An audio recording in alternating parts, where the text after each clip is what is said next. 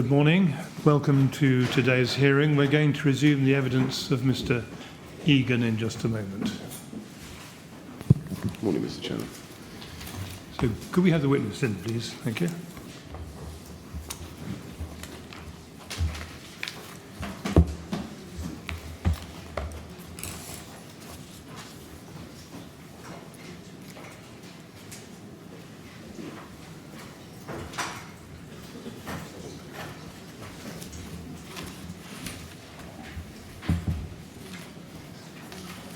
Good morning, Mr. Egan. Good morning, sir.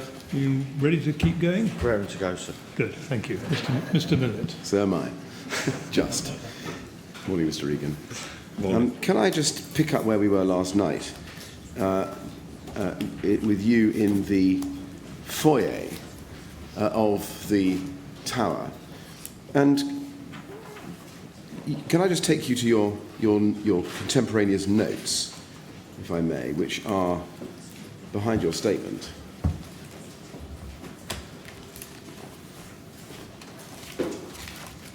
And I want to ask you about page 2.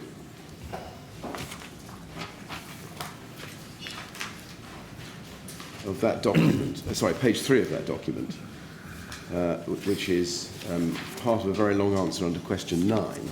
And it's the third paragraph down on that page. And in the middle of that paragraph, you say, I noticed the ventilation box, auto or on, with a key turned to on position. I didn't see any guidance or for where this was operating in the tower. I told Pete W about this box. I didn't see or notice any AFA panel, but I did not actively seek one out either. It was not my priority. Can I just ask you one or two questions about the ventilation box? First of all, what is the ventilation box that you're referring to there? It was just on the wall, and I made an assumption that it was to do with if it had automatic smoke ventilation system, right, for the stairwells. Okay. And you say it had a key in it turned to on. That's your clear recollection? That's my recollection. Do you know who turned it to on? No, I don't know. Sorry. Okay. And is that how you left it? I left it, yeah, because usually you would expect to see it in auto. So because it was switched to on, I just made an assumption that someone has tried to get it to work, to force it to work. Right. And what would be the difference in your experience of auto as opposed to on?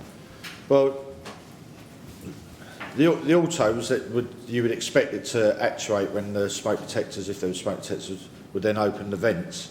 But what you could do is you could force that. If for some reason it didn't operate, then you could turn the key to on, and then they should just open and allow the ventilation system to work.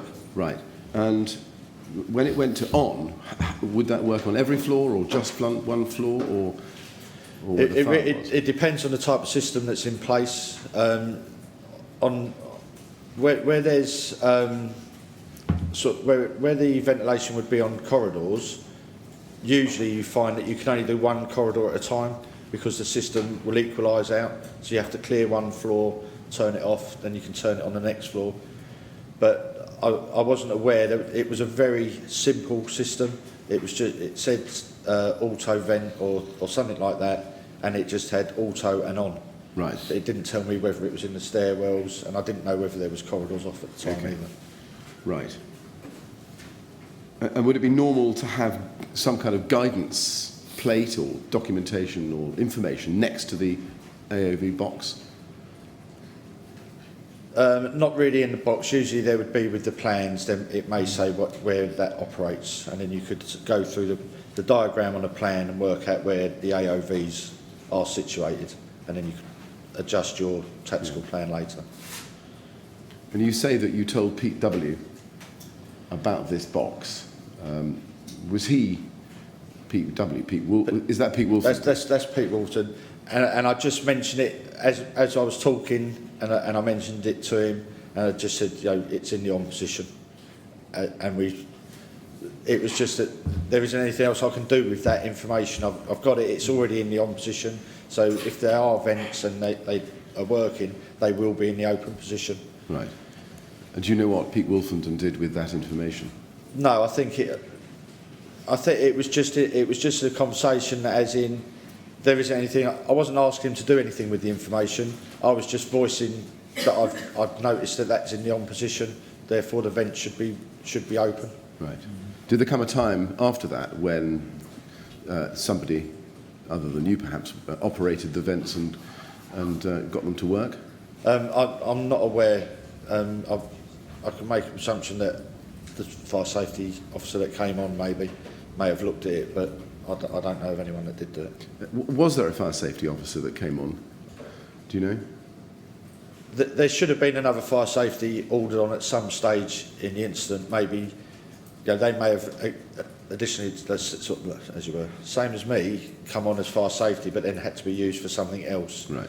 And we could have been sort of run out of fire safety officers until later, once the incident had closed down, really. No. And then used a fire safety officer. Do I take it that you don't know who the fire safety officer was? No, sorry, I don't know. No. Okay.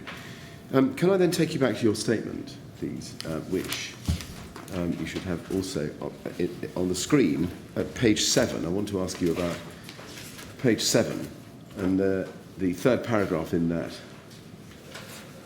statement on that page, which starts, as it was getting to daylight, there was an issue.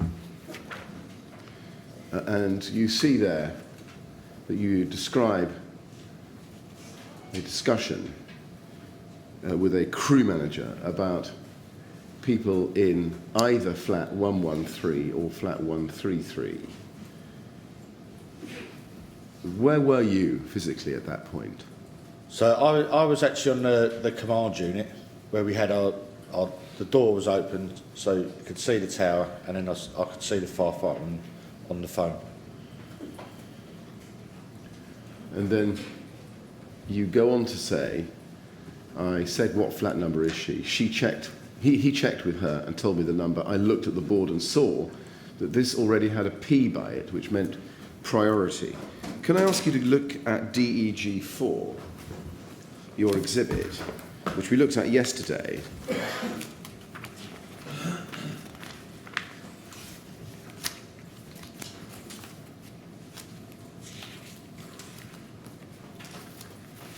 And if you look at,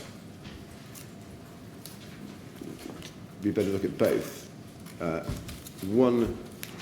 Let's start with 113, which is one of the two numbers you refer to, flat numbers you refer to. 113, you can see a red tick next to it, and then what looks like a green 1, and then a 4 in a ring in black, and then something next to it, and then a P.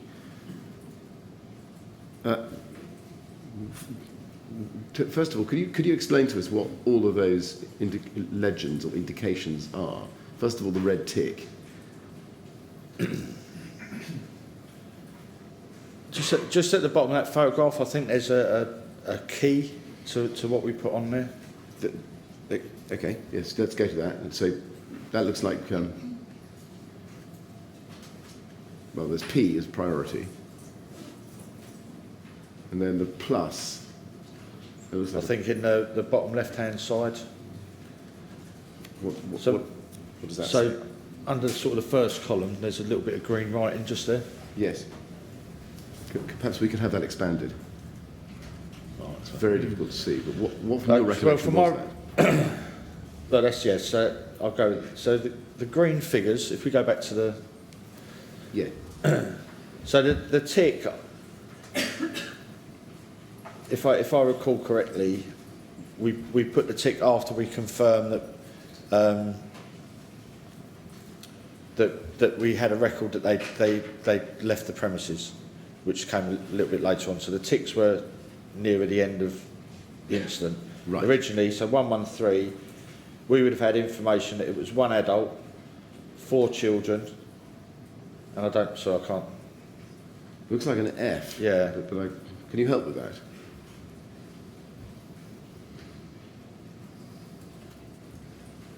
No, I can't. Okay. No, It doesn't look as if it's a repeated figure anywhere else on that picture. So leave that then, and then P would be priority. The P would be the priority because Right. the children. Okay. And in terms of the order in which these things would be placed on there, can you help us? It was just transferring the information that we got from control with regards to fire survival guidance. We then plotted that information to that flat number. Okay. So 133 we believed had 2 adults. The information we had was 2 adults, 2 children. So we made that a priority. Right, you made that project, and then I was actually looking at 113. Sorry. But let's just stay on 113 for the moment. So you got the green one, which is a green adult. Yes. Yeah. And then, just summarising what you said, then a 4 in a ring. 4 children. 4 children. Yeah. And then something next to it, which I don't think you can help us with, and then P, priority. And does the P mean that whole flat is a priority? Yes. And that all goes down, does it, from the information that you've got on the paper, on the form that's been written on, based on information that's come from control? That's right. So the information that we got from control, and then prioritised it. And then the red tick, you think, comes later once the flat is cleared? I think so, yeah. I think that relates to what's on the left-hand side. Okay. And then, if we can do the same exercise in relation to flat 133, you've got 2 green. That's 2 adults, is it?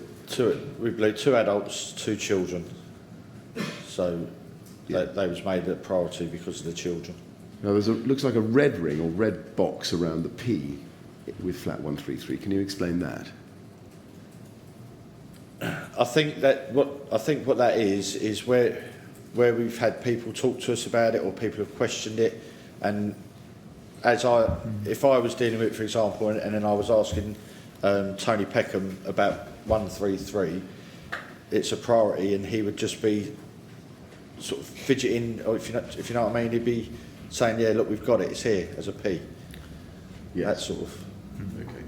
Now, going back to your statement, towards the end of the paragraph we're on, which is the 3rd paragraph on page 7, you say, I looked at the board and saw that this already had a P by it, which meant priority. I knew that I passed on that information ages ago, and it had been marked up to show BA sent. It had a 2 in green, which meant that 2 adults, and a 2 in black, which meant kids. And you've just explained that.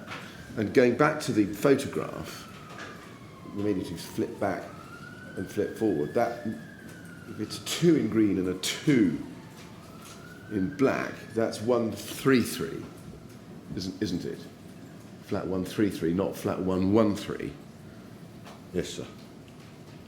So when you did your statement, what you're saying in your statement, can we be clear that what you're talking about is flat 133? Or do you think that it might be 113, which is what you say in the 3rd line it might have been? I think I would, from looking at the picture to I would go that it was 133 that I was talking about. But I would base that purely on the number of children that were there. Okay. I'm showing you your photograph of this board just to try to clarify which flat you remember being the subject of the discussion between originally the crew manager and the man on the phone, and what flat they were actually talking about, and the information you received. So yeah, I think it was flat 133. Right, but do you think that because of what I've shown you, or do you have an independent recollection of that? My recollection when I wrote the statement, which was a few months after, it was a little bit hazy, and numbers aren't sort of my strong point. But I wouldn't put all my cards and all my money that it was 133, but from looking at that and the information, I would have gone along the lines that it was 133, purely because of the number of children. Right, thank you. Yeah, because the other one had 4 children, and that would have stuck in my head more that there was 4 children in the flat. Yeah, no, thank you. Yeah, absolutely. So then you say, and let's just go back to your statement in the second last line in that paragraph. I knew that I had passed on that information ages ago, and it had been marked to show a BA sent, marked up to show BA sent. What would show BA sent? What marking would show BA sent?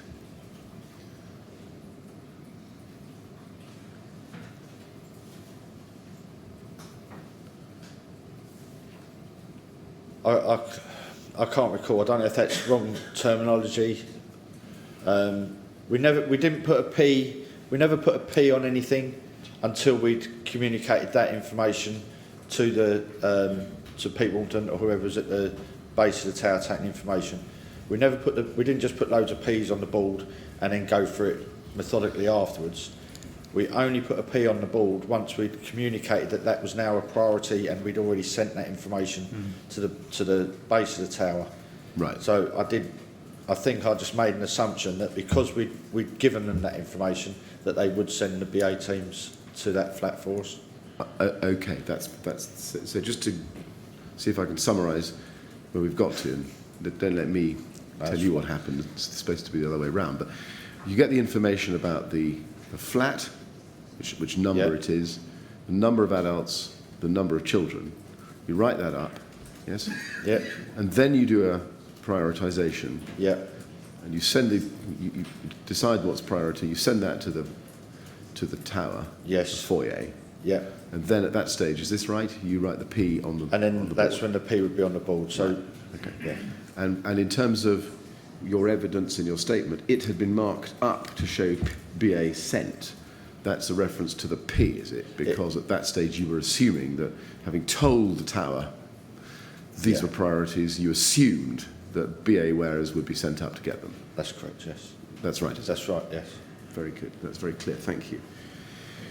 And then you go on in the next paragraph to say, I knew this flat number had kept coming up, and I had made sure that the information was getting through. When you say I made sure that the information was getting through, first of all, what information?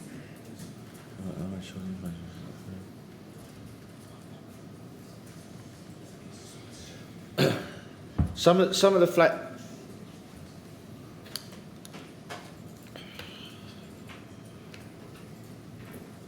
It's okay. Take your time. Yeah. There's no rush at all. Some of the flat numbers just kept repeating themselves for where there were people at the scene, you know, or the police officers were getting information, the two police officers outside the command unit, they'd be asking us, they've had a call about 133. And so, you know, I just knew, even when the firefighter was on the phone and they mentioned the flat, you know, I still checked, but you just knew that we'd had information and we had sent it, and we'd sent it multiple times. You know, we didn't just leave it. If the police officers outside the command unit told us that they'd received a call about flat 133, I'd have sent that message again to Pete to say, look, flat 133, we haven't got there. Right. And so when you say, just coming back to my question, made sure that the information was getting through, that was you in CU7 repeating the message to Pete Wolfenden. Yes. Who was on the radio inside the tower, but at the base of the tower. In the foyer of the tower. Yes, in the foyer. Sorry. Yeah, okay. And do you know what he did with that repeat information after he received it from you? He told me he gave that information to the Bridgehead. And when you say he told me he'd sent that to the Bridgehead, was that during the same radio conversation when you reminded him, or was it later? That would be in the conversation. It would have been after, when we had a lull of calls. I'd try and ask for some feedback, what was going on. Right. And all he was saying to me is, we've given everything. We've given the flat numbers and the priority calls to the Bridgehead.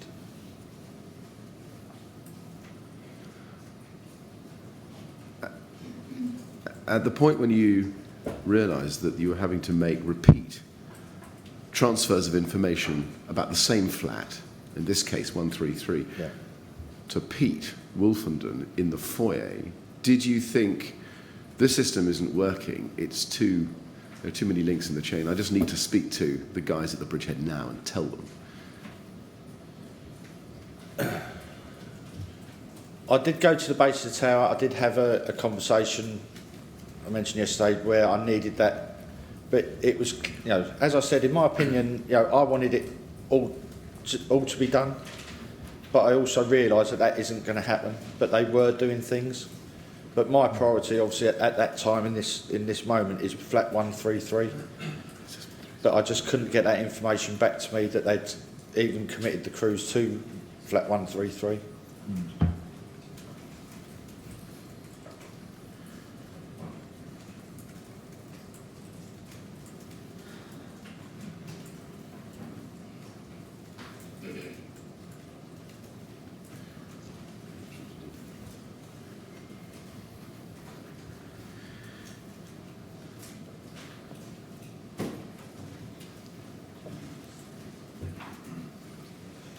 Now, can I take you to page 8 of your statement?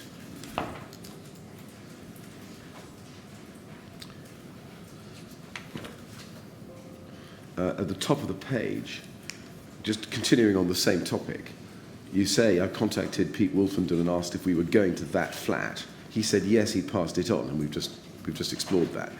I said that we were on the phone to the lady and asked him to let us know what was going on.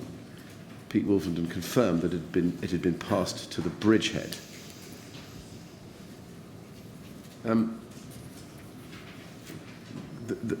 you talk about the lady, are you able to expand on who that was, or give some better identification?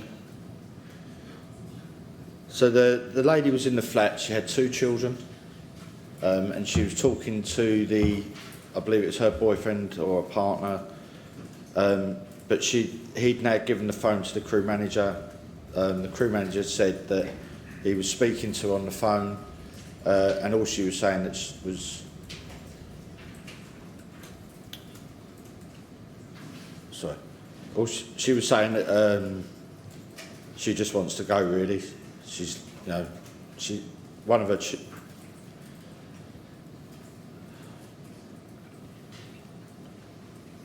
her children had already gone, and the other one wasn't moving. Right. So she had no reason to do anything. Right. Now, just on that information,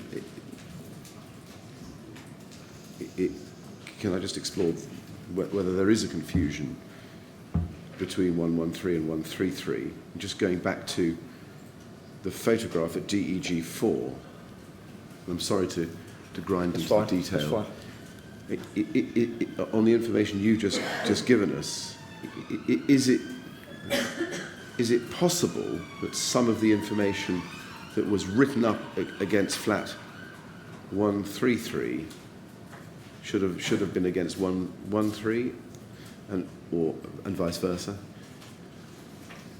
It could have quite easily have been around the wrong way. There was a lot of movement. There was a lot of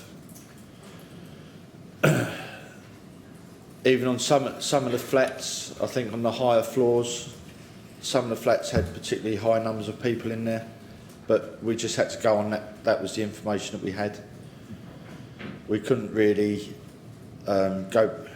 We didn't have the ways of going back to check and phone up 133 and find out exactly who's in the flat or who isn't in the flat. No. If we'd written down the wrong information, I apologise for that. But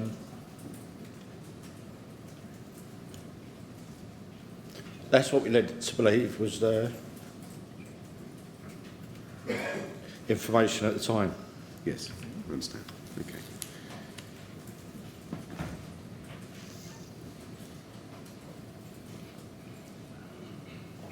On the same page, page 8, Mr. Egan. Mr. Egan, Yeah, I'm fine, thank you. Sorry about that. Okay. You say, after having discussed in the previous paragraph, being told there were people on the roof,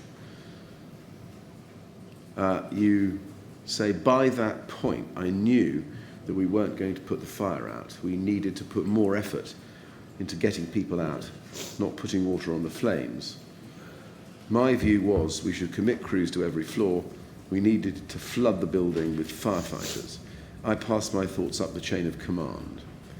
Now, first of all, are you able to estimate, at least, the time at which you had that knowledge or view? You knew you weren't going to be able to put the fire out. Can you estimate the time when you thought? Very early on, it was. We needed to. There was so much fire that was going through into the flats. Just from my experience, I know we're not going to get the water to all of them floors. We just can't physically do that. So that's where my opinion was, that we need to get the people out. Once we get the people out, then we can at least then try in a more structured manner to try and extinguish the fire. But I think it was just a case of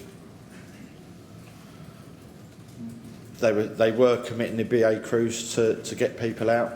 It's just the frustration was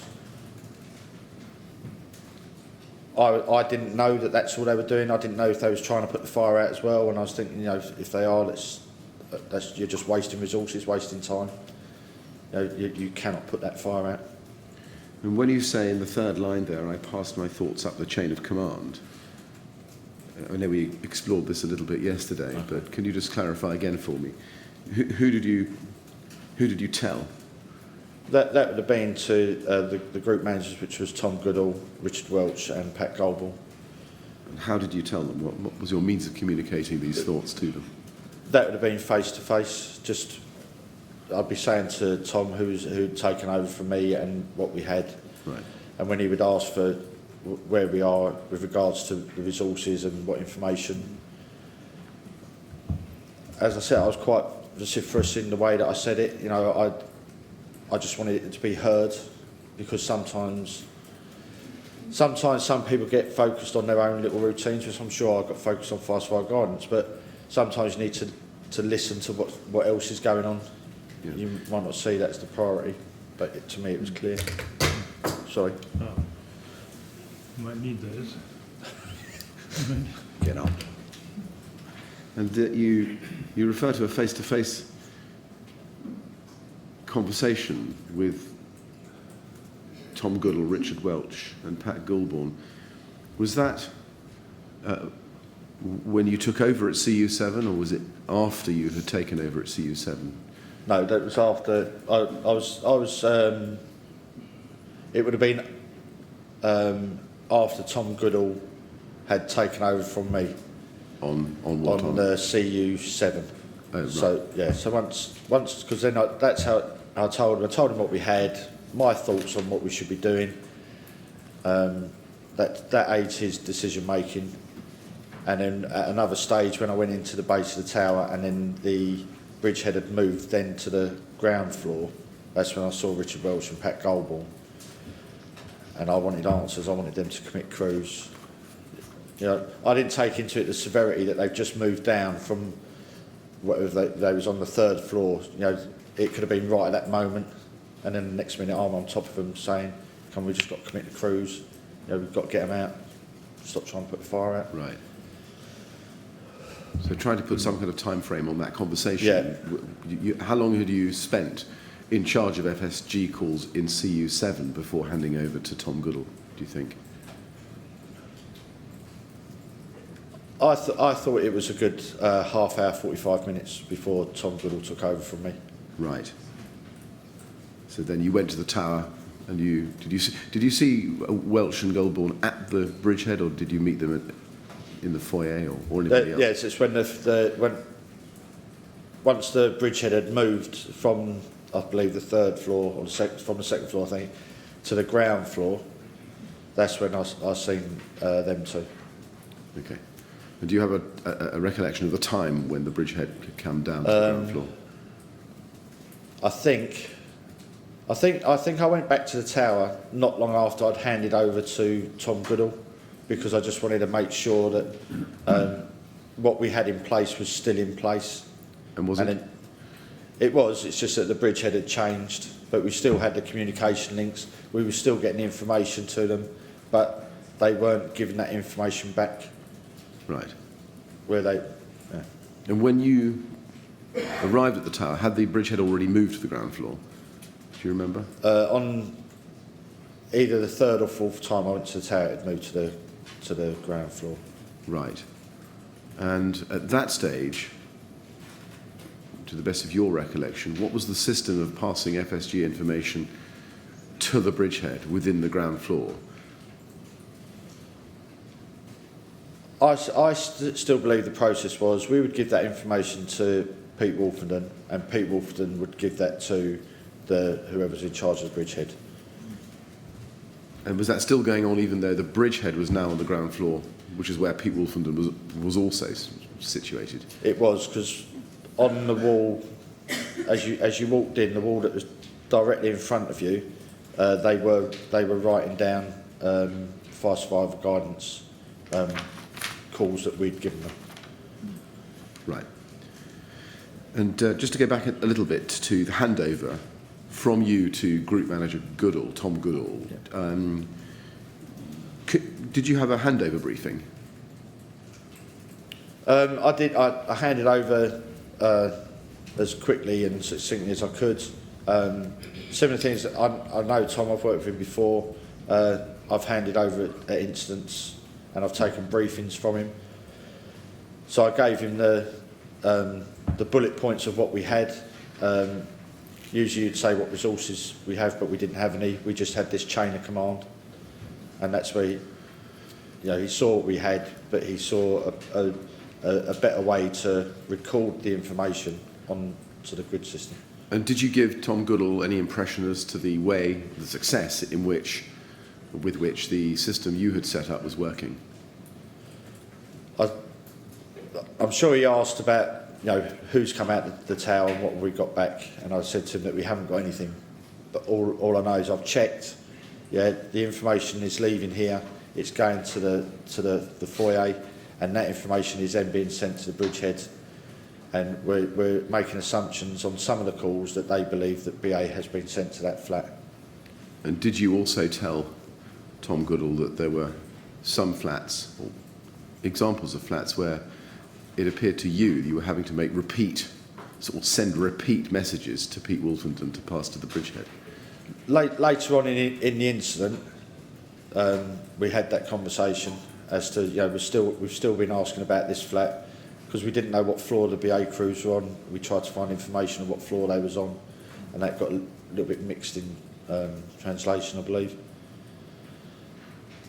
So we then had to try and that was more of in a later stages that we tried to find out exactly had anyone come out from our fire survival guidance course. How did you said in your last answer, let me just follow up, you said you tried to find information on what floor they were on, the BA crews were on. How did you go about that? How did you go about finding the information? So that was me going direct to Pete and just having a conversation. It was either just on the radio. A couple of times I went to the base where I could see him, because the radio traffic was so bad.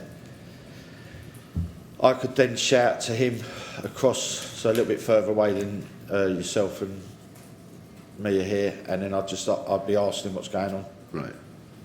And he would say that he'd go away, he'd come back, and he'd say they've gone through the 5th floor, they've gone through the 6th floor. When I asked him about particular flats, he would say that he's told them. He said, sort of shook it. They've sent crews there. Right. They've been told. Okay. Going back to your statement on page 8, the third paragraph down, we've looked at what you say there about your thoughts about not being able to put the fire out.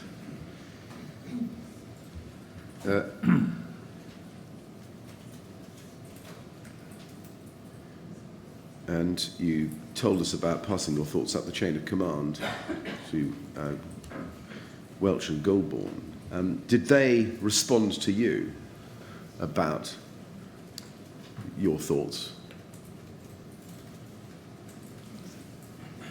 Yes, they did. Yeah, it wasn't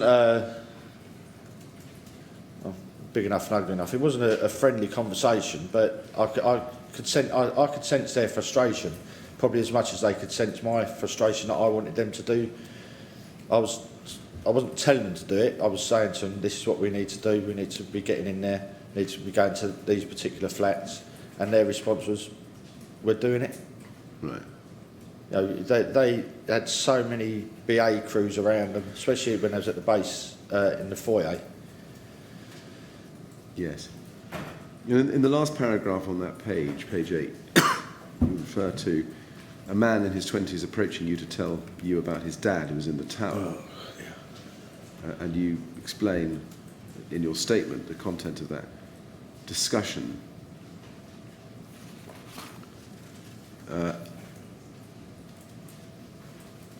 Do you, did you pass, you explain the advice you gave, did you pass on to anyone the fact that you had given the advice to that individual that you have stated there? I got back onto the command unit and I spoke about it. I think I told Pete Wolfenden. The guy was just so calm. He just believed we'd get him out. Yes. Are you able to identify which flat or which floor that conversation related to? I don't think it was that high. I think he was in the 70s numbers. Can I ask you to look back at DEG4 just to see if it triggers a recollection? You say the 70s. Let's just see if this triggers a recollection about which flat it might be. If you go to DEG4 and look across at the 70s, which are two-thirds of the way down. You think which? 72. You think So 72? I'm putting it phone. Right. So that's my writing. Right, thank you. So flat 72 on the 10th floor. Oh, okay. Sorry. No, that's helpful. You think it was that? Okay. And did you pass on to anyone the fact that you had given the advice to him over the phone?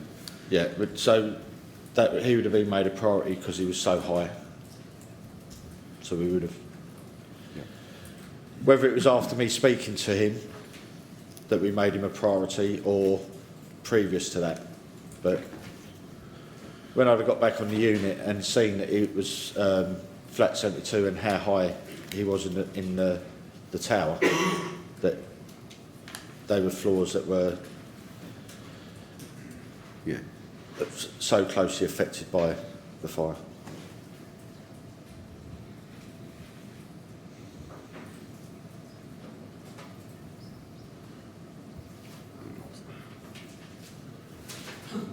Right. Yeah, I'm fine, thank you. Can I just ask you then to look at DEG 5?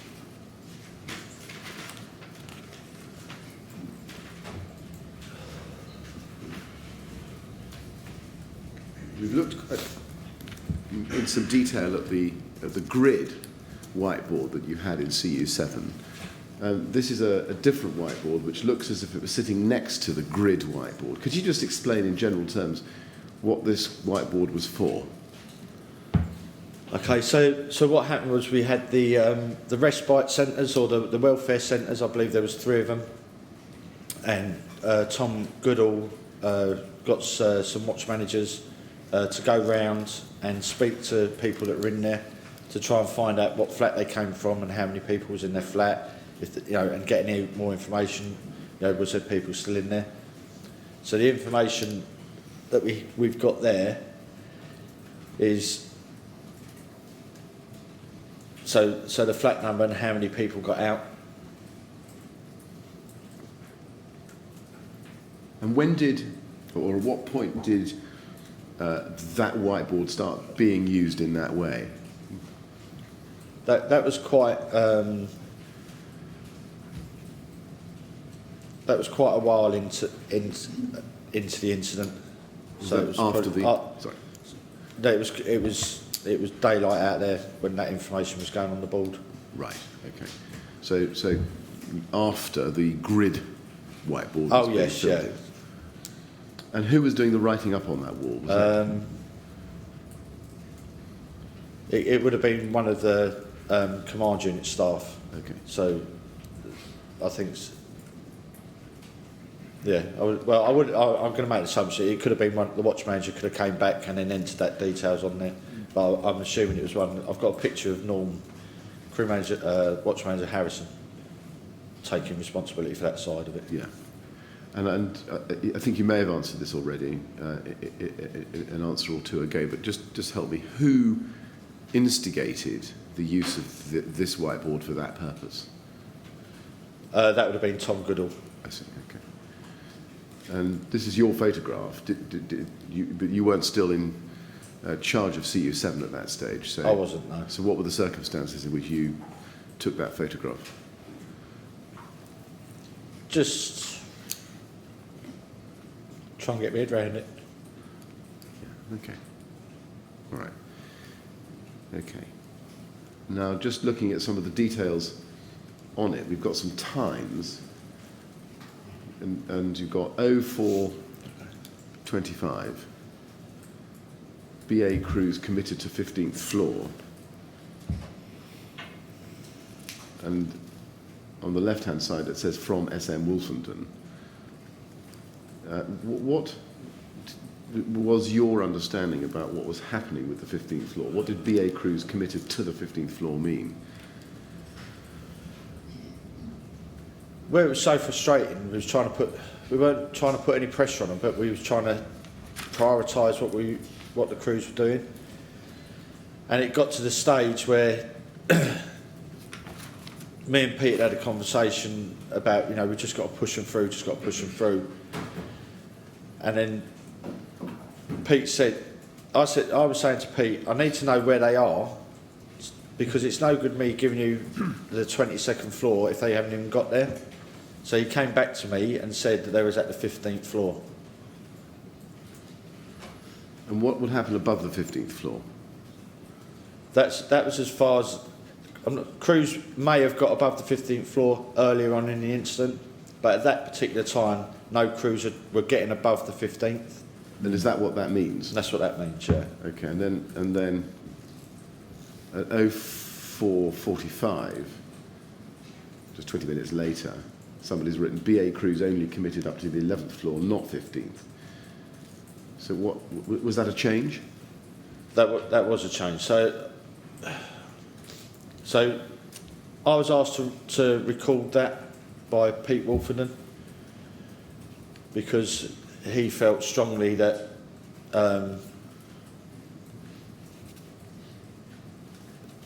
he asked at 4:25 where were the crews being committed, and they told him on the 15th floor. And I think there was a heated discussion between Pete Wolfenden and Richard Welch. Yes. And I believe it to be around what floor the crews were committed on.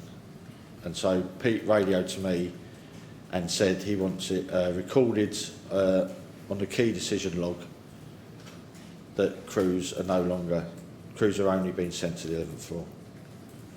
Right. And just focusing on another part of this picture, at the top right-hand corner it says at 0450, 133 adults, 38 kids, 38 people accounted for. Could you just explain what that means? Yeah, so that would have been the time that that had been last updated. So the last time the watch manager would have come back from the respite centre. I see. So at 4:50, that was the total that we had, and 38 unaccounted for. Is that 38 unaccounted for, you think that should be, or 38? Sorry, no.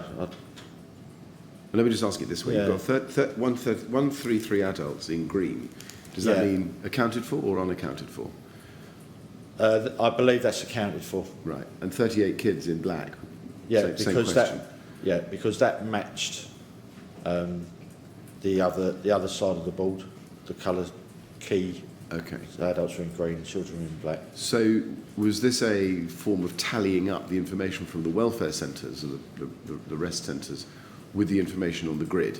I believe so. I see. And then, so 38 people accounted for. Yeah. Can you explain what that means? No, I don't. I can't think why that was beyond there. We may have to ask Mr. Goodall about that.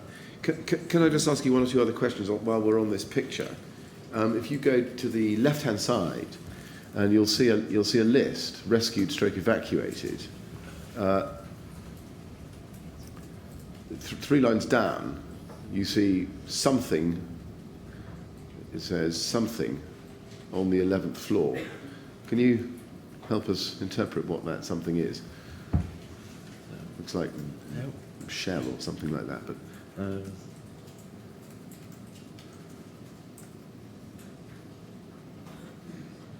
no, sorry, I can't. okay. And then below that, there's some writing in black just below all the figures, which I'm afraid I can't read or understand. Can you help me with that?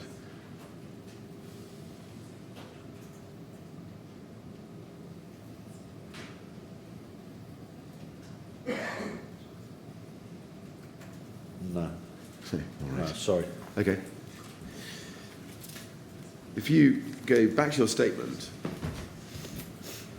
and look at page 9, in the 3rd paragraph there, I'm not going to read it out, but just look at it. You talk there about the issues getting to a man in flat 83 on the 11th floor, and you say, in the 3rd line, the safety officer was saying the man was on the 8th floor, but I thought he was on the 11th. My question is, who was that safety officer? Do you know? No, I don't. It was a crew manager had been sort of seconded into that position. Right. And do you remember roughly what time in the night or what stage in the night you had these issues about getting to a man on the 11th floor? I don't actually know the time, but I think it's recorded when this guy comes out. So it's Okay. because of Right. because he was in there for so long. It's recorded when he comes out. Okay. I've just got 1 or 2 specific, I say 1 or 2, probably 6 or so specific questions based on the FSG board and some other pictures which are not in your exhibits. Mr. Chairman, it'd probably take about 15 minutes or so to do this exercise. Okay. I just wanted to make sure that was acceptable to the witness and with you. Well, how do you feel? Yeah, no, it's fine.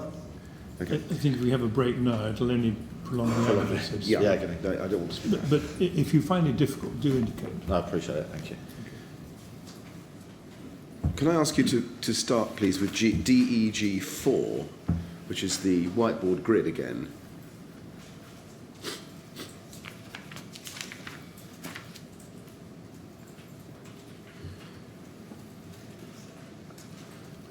Let's go back to that picture. Can I ask you to look, please, at flat 175?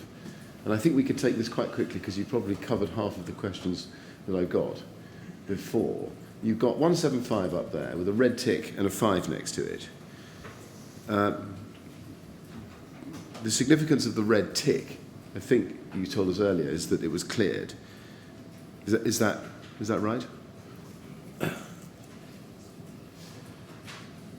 I think the red tick relates to that we've got information that they're out of the building. But then if we looked at the left-hand board, it may show that. Otherwise, I can't. If it isn't that, I don't know what the red tick's for. I can't recall, I'm afraid. Right. And you've got 5 in green. Yeah. So we'd have thought there's 5 adults there. Right.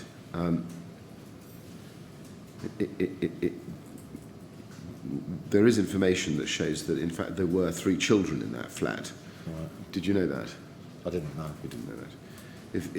If you had known that, how would that have been marked? Then they would have been priority. Yeah. Looking at flat 203,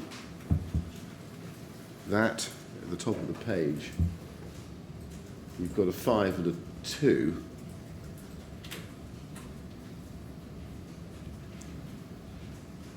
And that shows 5 adults and 2 children with a P next to it. Yeah. Can you help us as to what happened as a consequence of that prioritisation of that flat? That information for that flat would have been made a priority like many of the others, and that information would have been sent to the foyer and said that that's where we want BA crews to get to. Right. And do you know what happened? I don't know. Can I ask you now to look at DEG1, which is a photograph of numbers on the wall, which I think is in the foyer, written up there by who was in the foyer. Can you explain, 3/4 of the way down, you see a number 122 15th.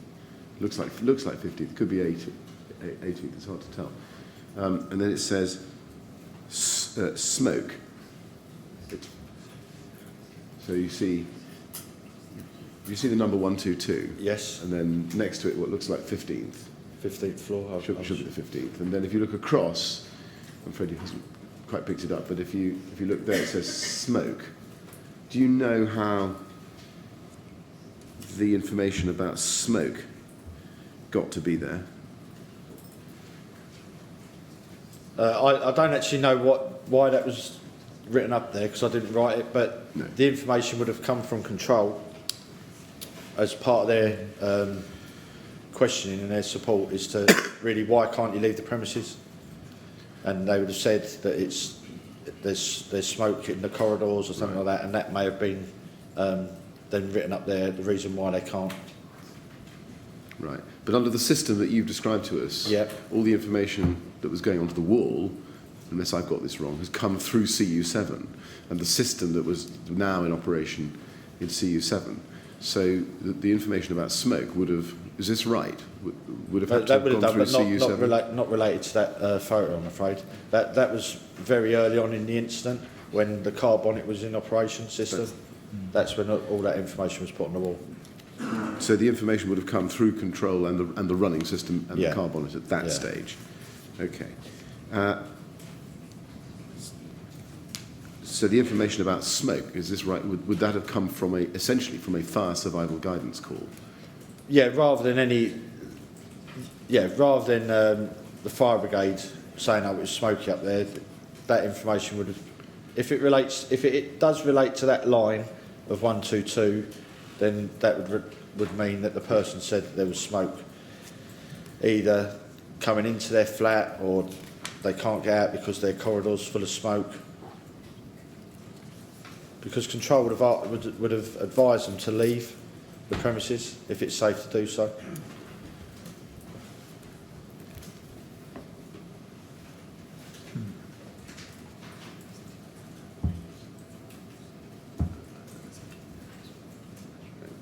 Can I ask you to be shown, please, MET 00015925, which is now tab 39 of our documents bundle.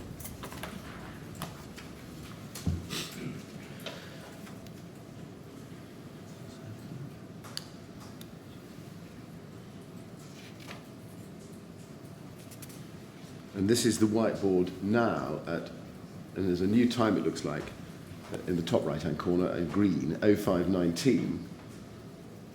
And you've got 133 adults in green, 38 kids in black, and now 39 people accounted for. Can you help with that? Well, that just would have been adjusted. So at 5:19, the watch manager would have came back. I've been to the rest centres, the wellbeing centres, and if there was more people or not, if there was no change, then it would have just been updated at 5:19. Yeah. This is the information we've got. There was no new information, or we would have added it on there and then adjusted the figures to the right-hand side. And do you know how the adjustment for people unaccounted for, if that's what that means, was made? Against what information was the maths being done to arrive at a figure of 39? Do you know? We was trying to work on the basis of the fire survival guidance calls that we'd come in and that we'd recorded on the right-hand side, cross-reference it with these ones on the left, and then how many people we had left that we knew had made contact with us. And in general terms, the information about rescue and evacuation had come, I think you said earlier, from the rescue centres. They did, yes. Yes, I see. Before we leave that picture, Do you remember Mr. Millett asked you about the writing which was off the left-hand side of the previous Right. photograph? I think we've now got a fuller picture. It looks as though it refers, or might refer, to a watch manager T. Burnell. Does that ring any bell? Have you come across someone with that name? I haven't come across anyone with that name. I wonder if he was one of the watch manager runners that was going to the... All right. No, it's just in case you Yeah. recognise Yeah, no, it. so I don't... It's been suggested to me very helpfully, but probably rather leadingly, that the words in black, to which the chairman has just been drawing your attention, are say in part, at Garden Bar and Grill. Does that prompt a recollection? No, I didn't know where the where the actual rest centres were. Okay. So, well, sorry, can I just add though? This was the information that we was getting purely from those three areas. We knew that people had been taken away by ambulance, and people would have just self-presented. They would have just wandered off. We knew that, but that was that. So we probably got more people out than is actually on there. But that's who we could confirm. So we didn't try to embellish it in any way. That's That's very helpful. That was a question I was going to come to. So that is not a total picture. It's just a picture of information that was coming from the specific welfare areas. That's where we had evidence to say. Fine. Very good. Can I ask you then to turn to the next tab, tab 40, and be shown MET 000015928. The last picture we saw was at 0519. This one's at 0537. And the number for people accounted for has now changed to 40. Again, does that help you explain with the words people accounted for? Is that people accounted for or unaccounted for? The number seems to be rising. Yeah.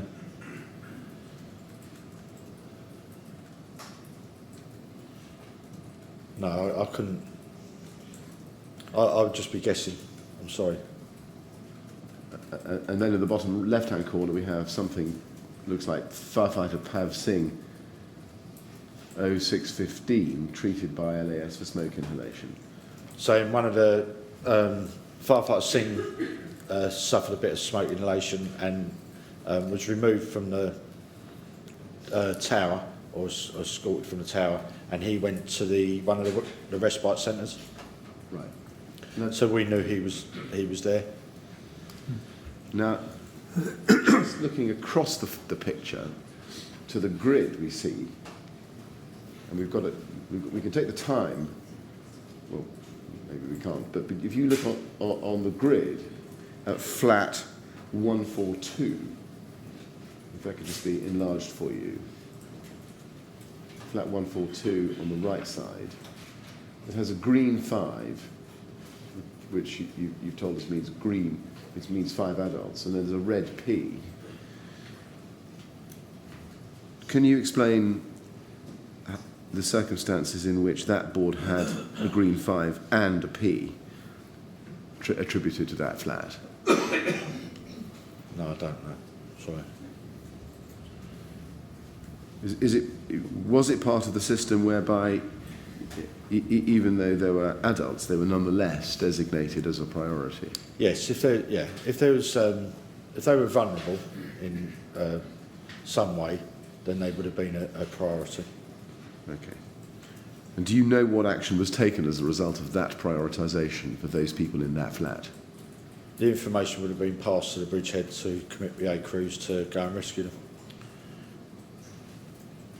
And staying on the same picture, if you look please at flat 122, which is on the right-hand side, you can see a 2 there in green.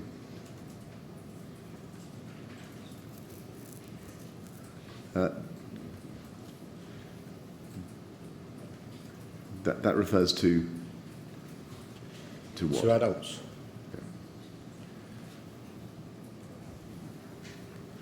If you turn to the next tab, tab 41, which is MET 000015930.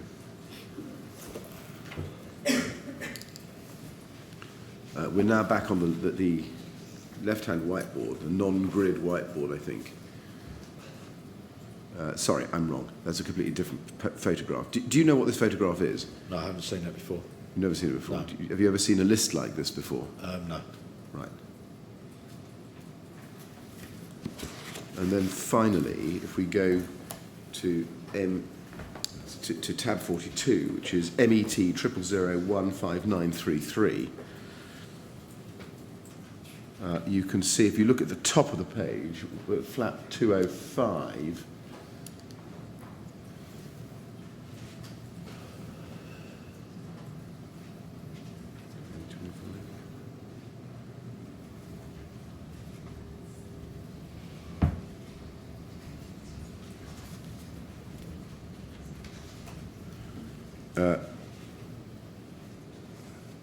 That's now got, I'm sorry, I'm looking, I think we may have the wrong picture actually. 15933.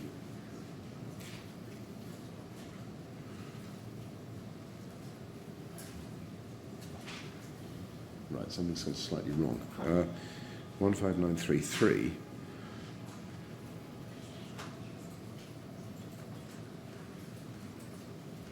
Yes, if you look at flat 203 at the top of the page,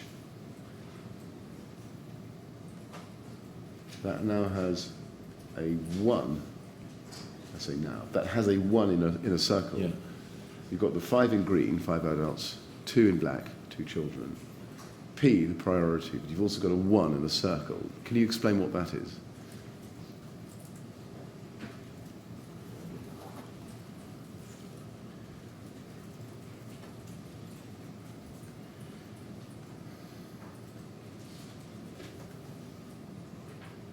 I can't actually recall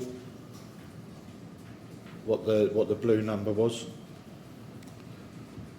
I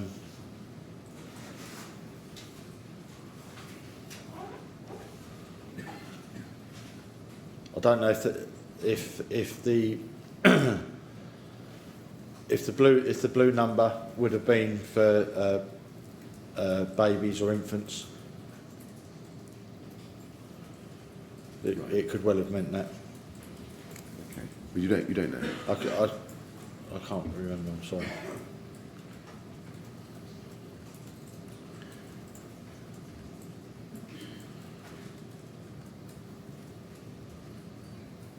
And if you look at 124, it says 1 in green. That's 1 adult. P. Do you know how that 1 adult came to be prioritised?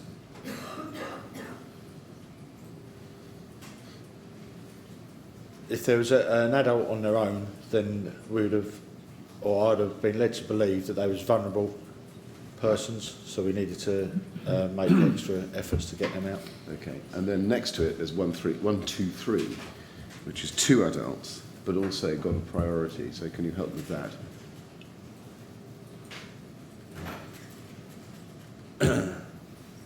So exactly the same, really. 1, 2, 3. One of those persons we would have believed would have been vulnerable. So not necessarily 2 of them, but it's 2 as a total. Okay, and then flat 55. You've got a 3 in a circle. What does that represent? Yeah. No, sorry, I don't know. And then at flat 33, you've got a 1 in a circle. Same question, just this time it's blue. Can you help with that marking? No. Okay. And then flat 14, just looking at that one, you've got a tick, a 3 in green and a 3 in black in a circle. Do you know what the 3 in black in a circle means?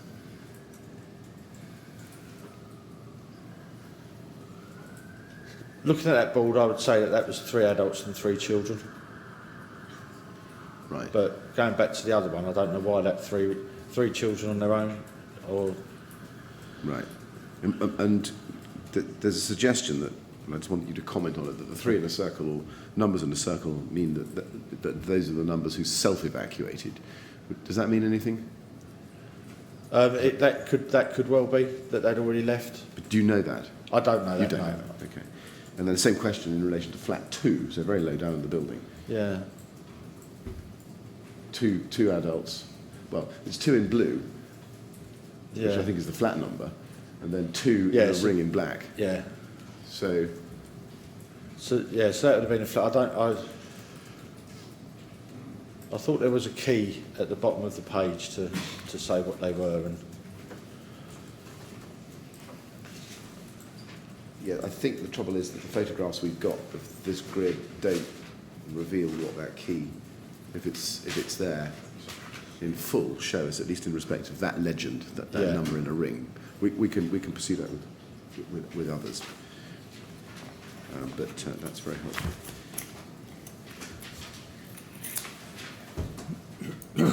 Mr. Egan, would you just give me a that's moment, fine. please? Thank you, Mr. Chairman.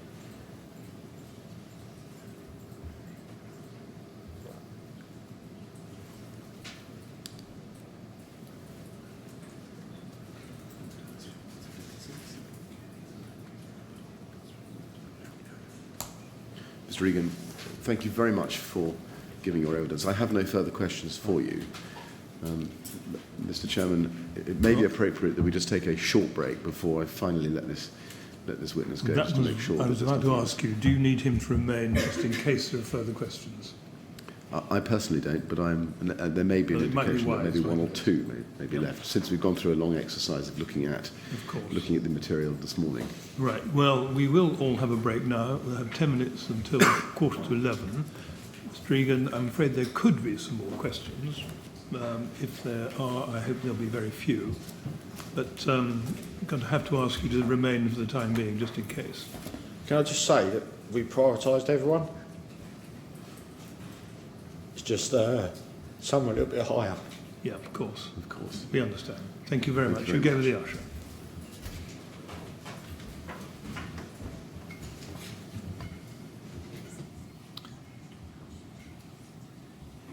Right, 11:15 then, please.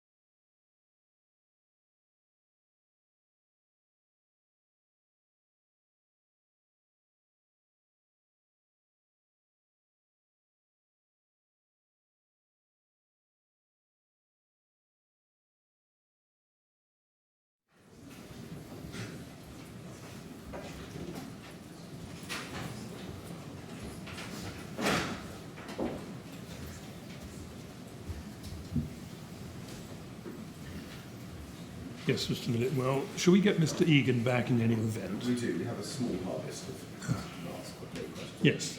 All right, thank you.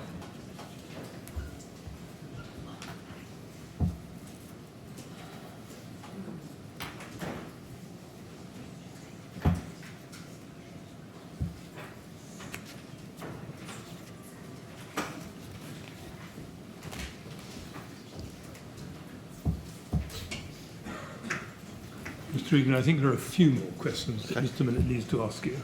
All right, yes, Mr. Millett? Thank you very much, Mr. Egan, and thank you for coming back. First of all, can I just ask you to be shown by the documents manager a photograph which is MET 000015924.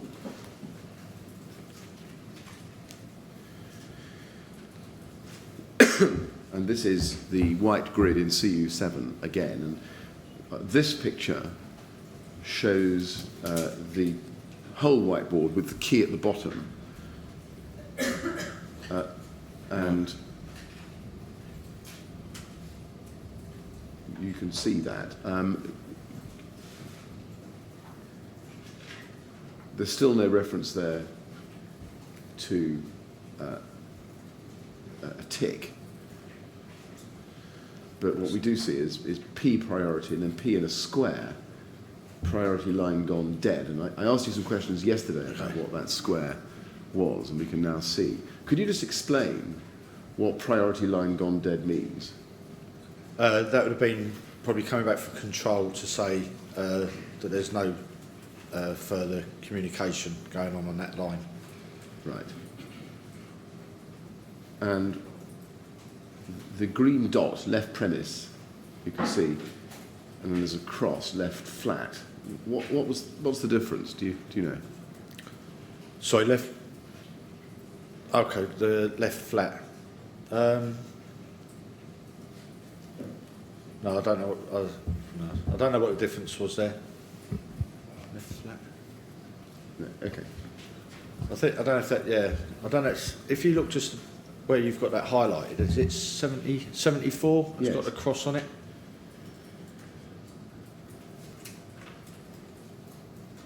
Yes. So that would relate to that flat.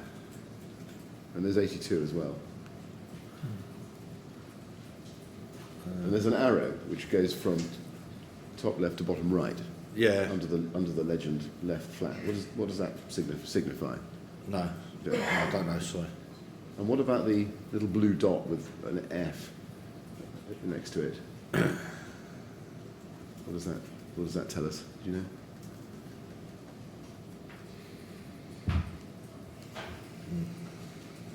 No.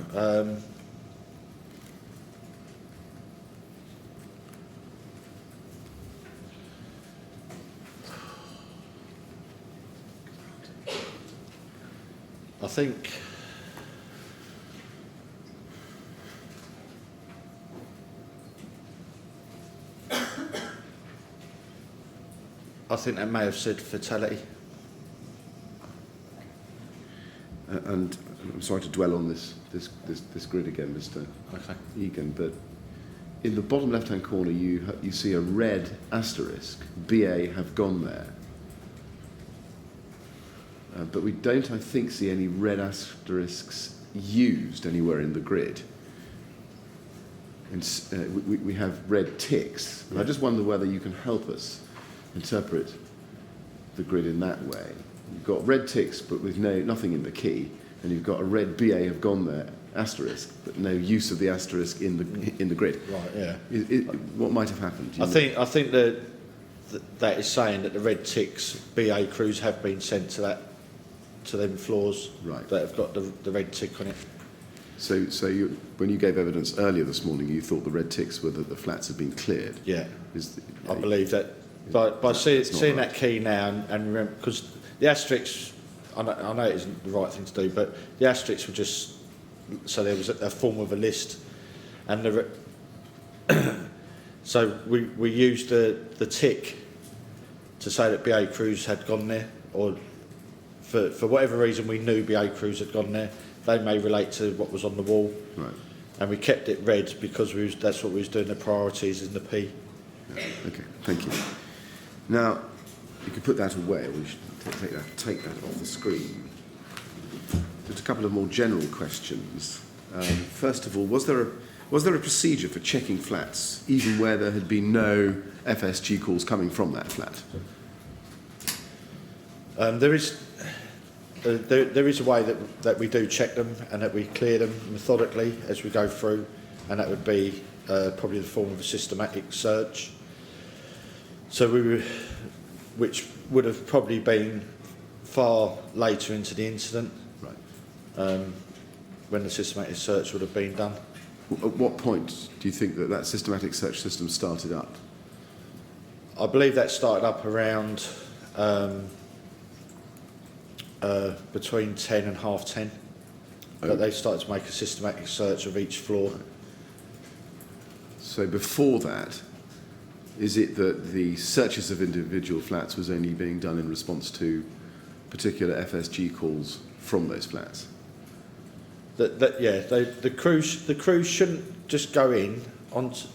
This is a bit of a misconception. The crews shouldn't just go in to, say, the 9th floor and then smash in every door to clear it, because what that does, that breaks down the compartmentation.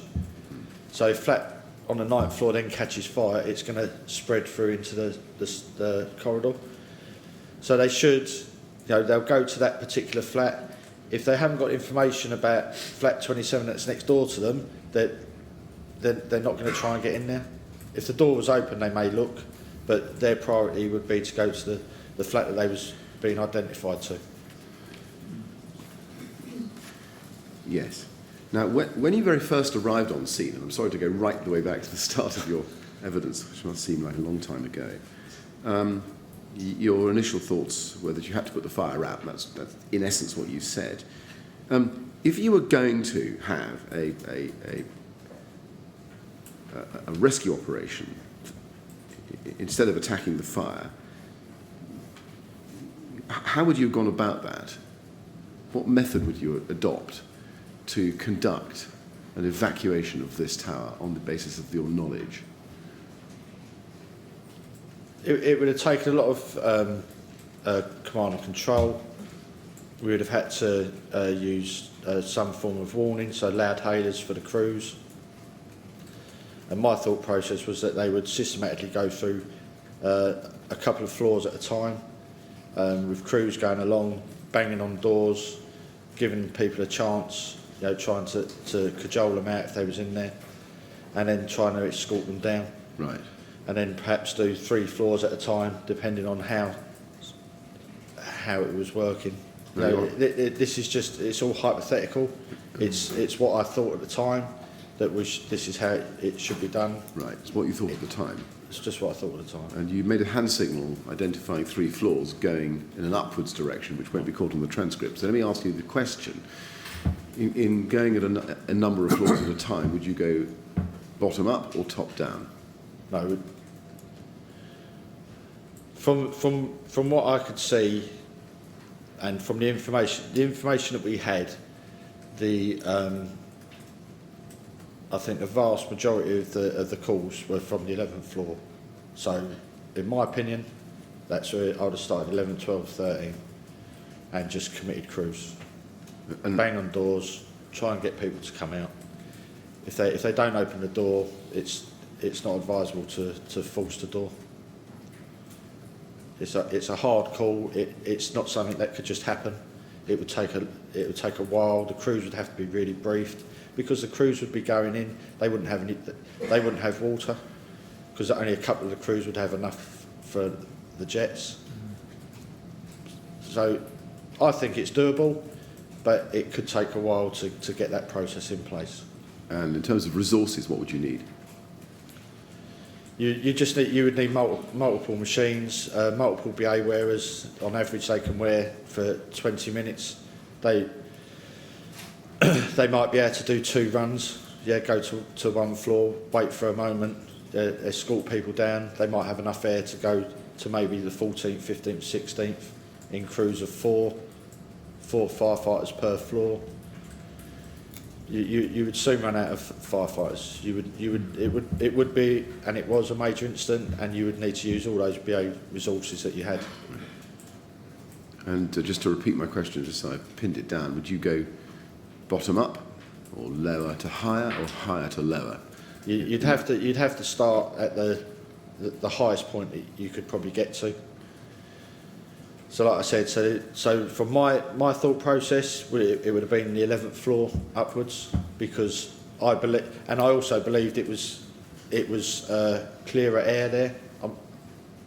I could be completely wrong, but I believed it was clear air. But that's where all the information I was getting, the fire survival guidance calls started on from about the 11th floor. Right. So that they were the risk, and I knew obviously the higher that you get into the tower, the hotter, the more smoke's going to be there, and it's going to take you a lot longer to try and clear a floor once it's engulfed in the flames. So you start at the 11th floor, but would you clear from the 11th floor upwards, or go straight to the top and come down towards the 11th floor?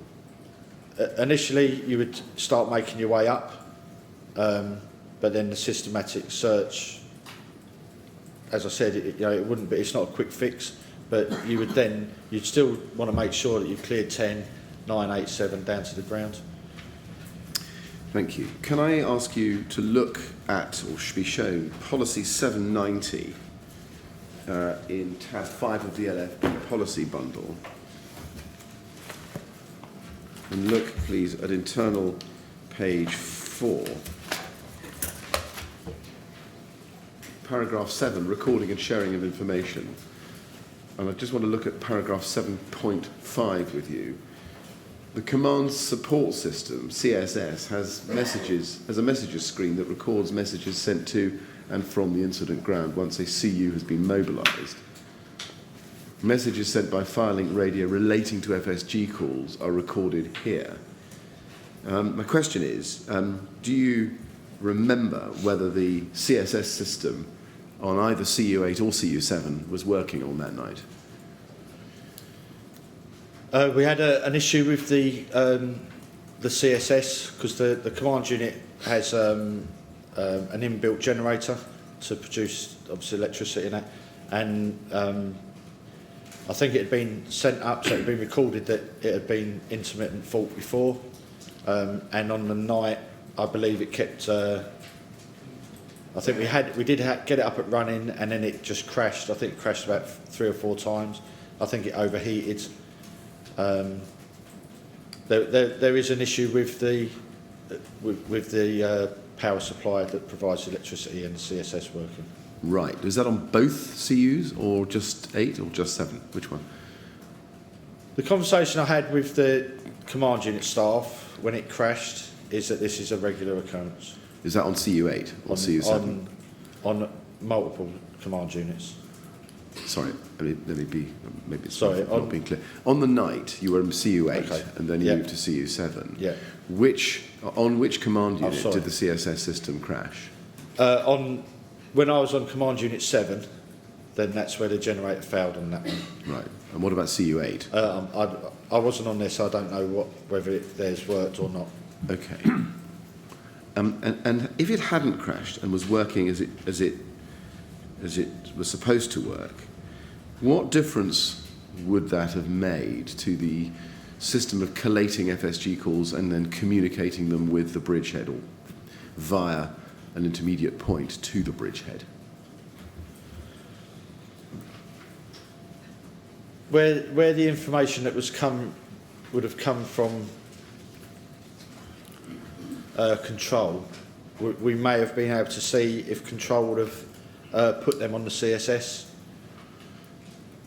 So we may have been able to cross-reference later on, once we had time to see what information we'd been given via the radio and the telephone, and what had been recorded, and it may have, if we did write down the wrong number, I apologise, but we could have checked.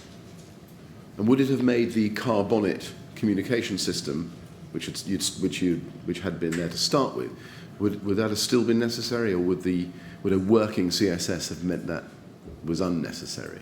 No, the car bonnet is the initial sort of initial attack, really. They're the ones that are going to get that initial information. A little bit later, only a few minutes in this instance, another command unit would come on, and then they would set themselves up. They'd get the command support system working. So the car bonnet is still there. Okay. You know, they would still take them calls, and then we would pass that or move that to the command unit. Right. So if the CSS had been working, what benefits would it have brought to you on the night which you didn't have?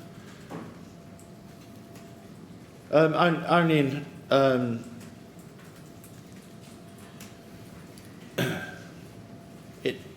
thinking about it in hindsight, as it's on, yeah, I can see what messages have been sent from the fireground, because in case I would have missed them, I would have been able to see the structure of who the incident commander was, where the other sector commanders were.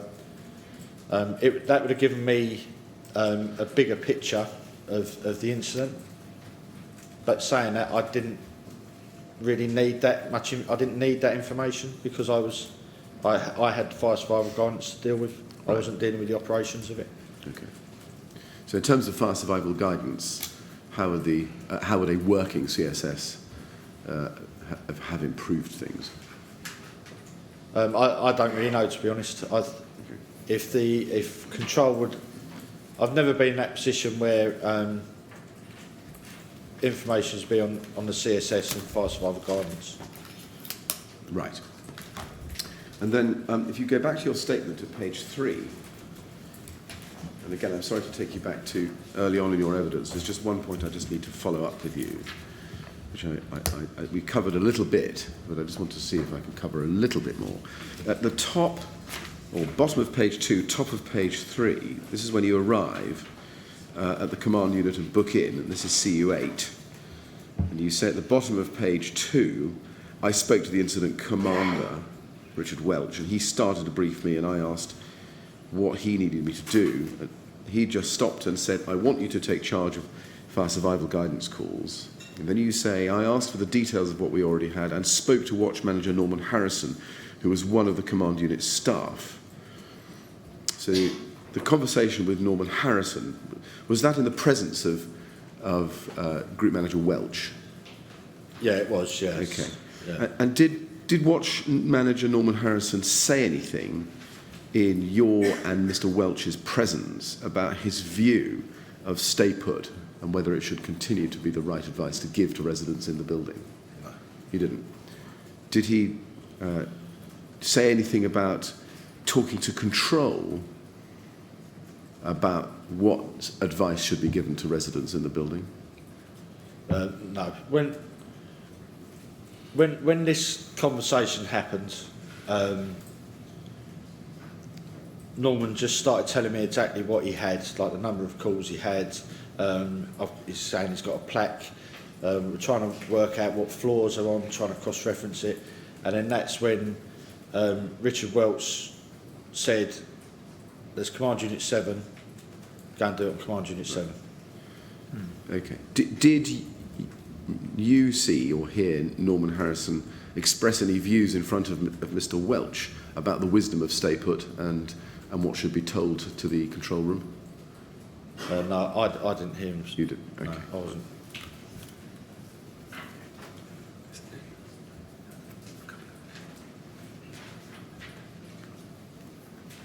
Mr. Egan, thank you very much for answering my further questions. And can I just say I'm very grateful to you for coming to the inquiry and giving your evidence. Thank you very much. Thank you. Well, Mr. Egan, again, thank you very much indeed for coming along. I'm sorry it's been a bit difficult for you from time to time, and I'm sorry it went on rather longer than I think you were expecting. But your evidence has been very helpful, and I'm very grateful to you for coming along. Thank you very much. Thank you very much. So if you'd like to go to the usher, you're free to go. Thank you. Thank you. Thanks so much. Very much. Thank you. Mr. Chairman, it's probably sensible if we have a very short break just before the next witness. I think some rearrangements have to be made are because needed. he would prefer to give evidence sitting down. That's right, thank you. Right. Well, I'll rise then for 5 minutes or less of it can be done more quickly. I think 5 is a good number. Thank you. Right, thank you.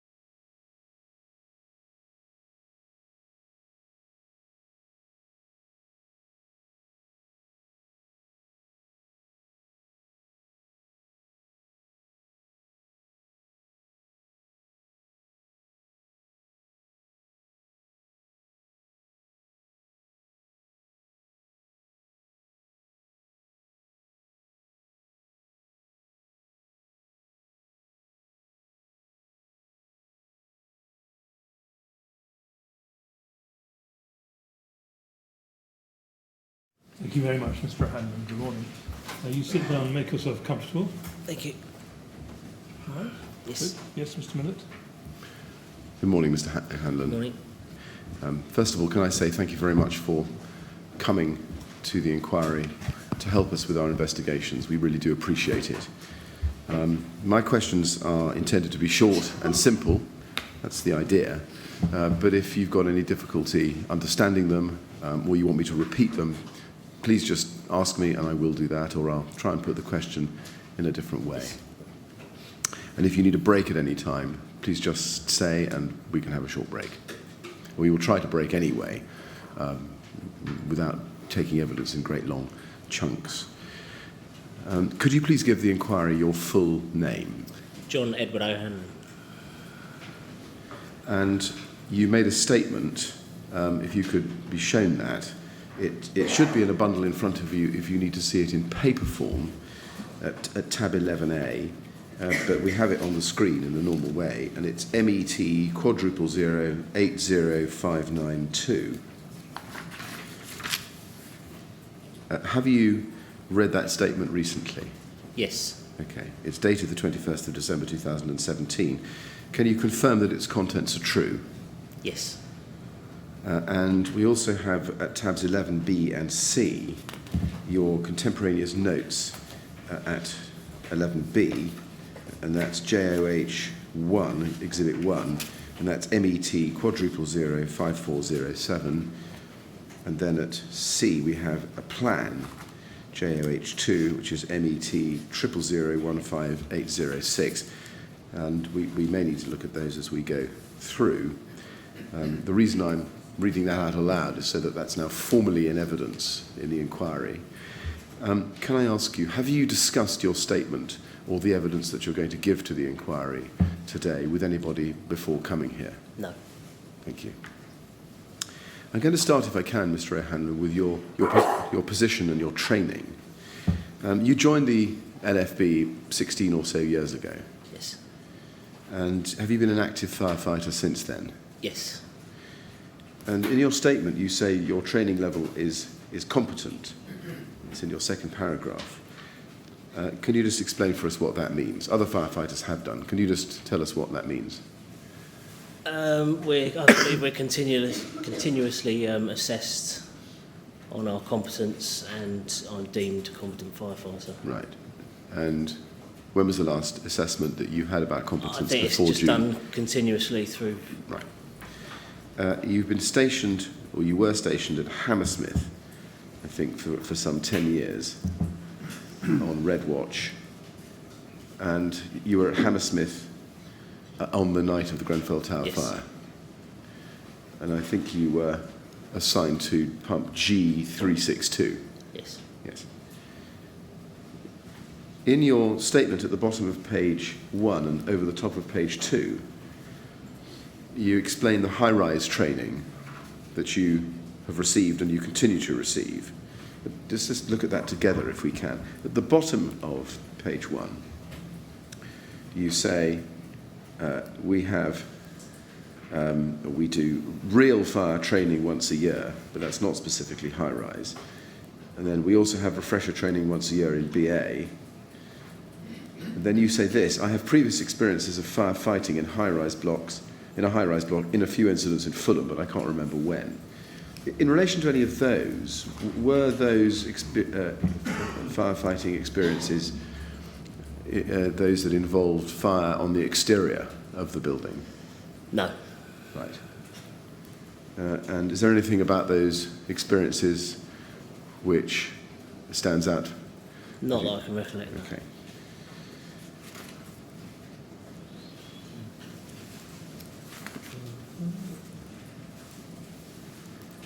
You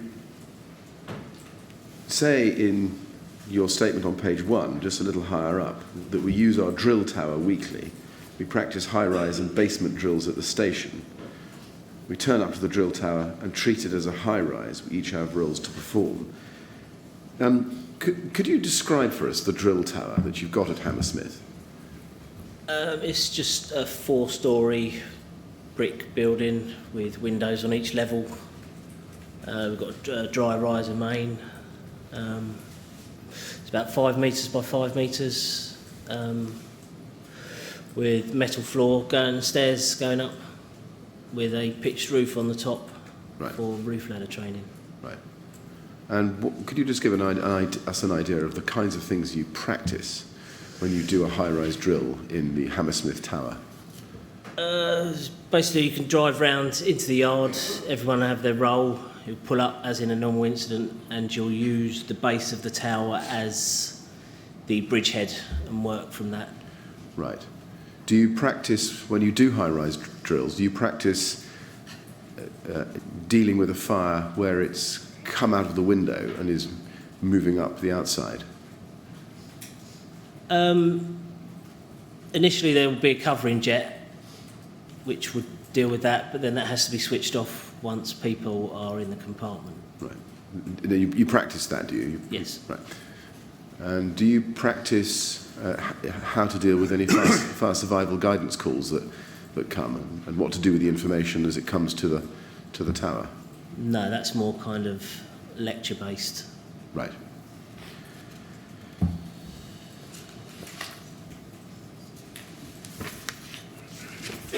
In terms of lectures, you get regular lectures, do you, at Hammersmith? Yes. And who delivers those lectures? One of the officers, either the watch manager or the crew manager. Right. And at the time of the Grenfell Tower fire, who was the watch manager, or who were the watch managers at Watch manager Hammersmith? Watson. Watson. And was he A or B?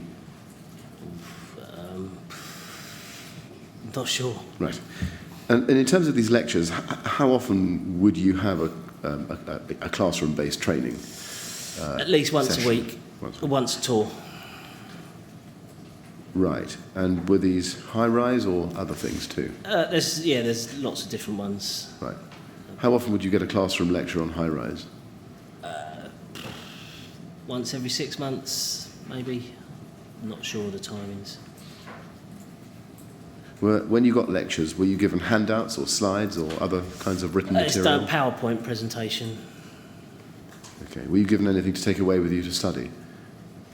No, but the op notes and training manuals are on the computer at work. Does your training cover any aspect of advice given to residents to stay put? Not that I know of. No. Does your training cover compartmentation, what it means, and what happens if it fails? Yes. Could you just explain a bit and expand a bit about what that training is? What, a compartment Yes. training? Well, just that you treat a room as a compartment and you deal with that fire as you would a compartment. And what procedure? Do you have any training on what procedures you should follow if compartmentation should fail? I'm not sure there's any procedures, but it's generally you just start again from where the fire's gone to. Right. Okay. Did you, before June 2017, ever get any training in what should happen or what does happen where an exterior cladding structure on a high-rise building catches fire? No. Did you get any training or education on exterior lateral or downward fire spread? No.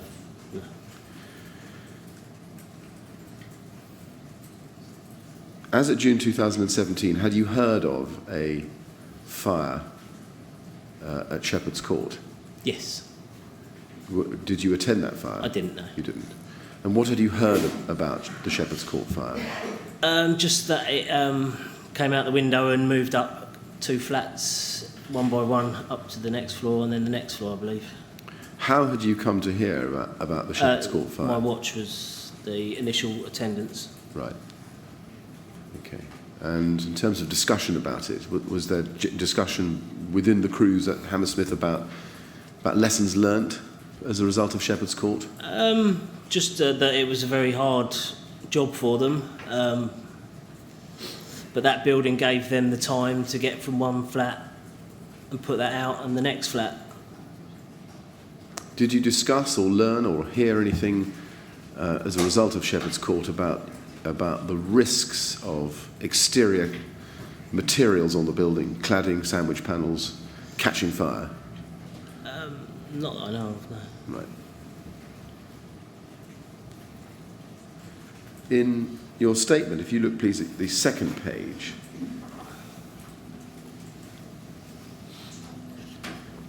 you say that you had been to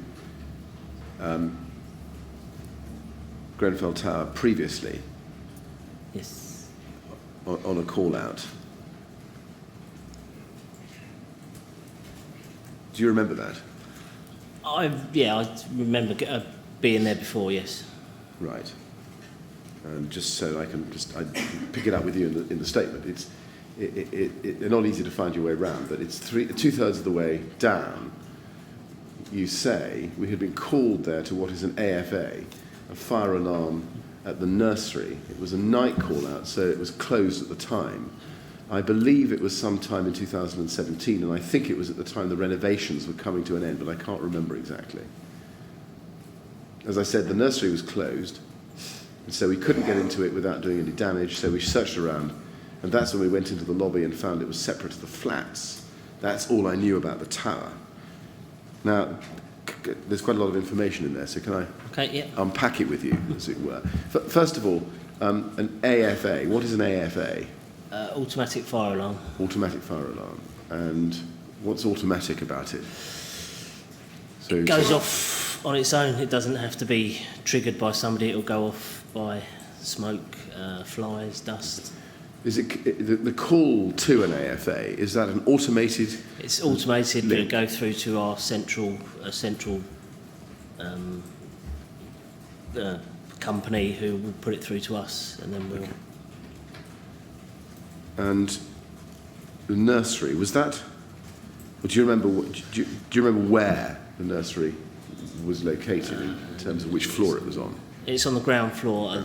I think it's the west side. And you say you were sorry, I know it now. It's a surgery, not a nursery. Okay. And you say you were unable to access the nursery when you got there. Do you remember where the entry point to the nursery was? Yeah, as you go through the main entrance to the tower, just on your left. And why were you unable to access it? Because it was night time and it's locked up. Okay. Do you remember if you had a way of getting hold of the key? Not that I know of. Whether they request, some places have key holders that you can request, some places don't have key holders listed. Did you ever get into the nursery? No. Right. So how did that AFA get sorted out? We did walked around the building because there was glass panels so you could see into the surgery. You walk around, make sure there's no signs of fire, and if everyone's happy, then you can send a stop for that. I see. And you can do that automatically, can you? No, the officer in charge will send a stop via the driver. Okay, and that would stop the alarm, would it? No, sorry, stop, so we can go away from that shout. Okay. The alarm won't stop. On that trip, did you get into the lift lobby? No. Did you learn anything about whether you needed a special key or drop key or a fob or something like that if you did need to get into the lift lobby? I didn't know. You didn't? Okay. I'm going to turn now to the first call out that you got to Grenfell Tower. And on the evening of the 13th of June, you got a shout. Do you remember what time the call came into the station? No, but I believe it was it just towards 1 o'clock? Yes. And the operational response review, which I won't show you, has you as status 2 mobile to incident at 01:01:16. Would that be about right in terms of your recollection? Yes. And you you say in your statement, and this is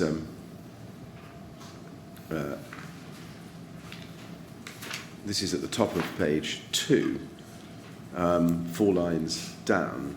You say, when the bells went down, I was in my room 12, because all our rooms are quite close, we all came down together. And you go on to say, I came down into the office where there's a teleprinter and saw it was a fire at Grenfell Tower. Was anybody running the office at that stage? Or was it an empty room? It's an empty room. And there's a teleprinter. What was the teleprinter printing? A call slip for the shout to Grenfell Tower. Right, and that comes off the teleprinter automatically, does it? It prints out and then we rip the slip off. Right, and the information on the piece of paper that comes out of the teleprinter, where does that come from? It's sent through by control. Okay. And that piece of paper, it's been referred to as by various names in the last week or so, but some people have called it a tip sheet. Does that familiar to you? That's one of them, yes. That's what it is. Did you personally get to see the tip sheet? Not personally, no. You didn't? At any stage during that night? No. Right. You look at me as if it's a surprise. No, I was just trying to think whether I did, but I don't believe I did. And who took the tip sheet from the teleprinter, do you know? I believe it was firefighter Archer. Archer, okay.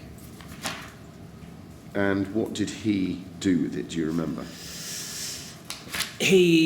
First thing he did was read it out as he was ripping it off. Right. Obviously, if he says fire, then that kind of sparks you into, makes you listen a bit more. So you said he read it out. Where were you standing? I was just coming down the corridor, just by the door to the office, and the teleprinter's right inside the door. And what about the rest of the crew? We were all pretty much down there at the same time. Right. So Firefighter Archer read it out to everybody, did he? Yeah, it said fire, Grenfell Tower. Right.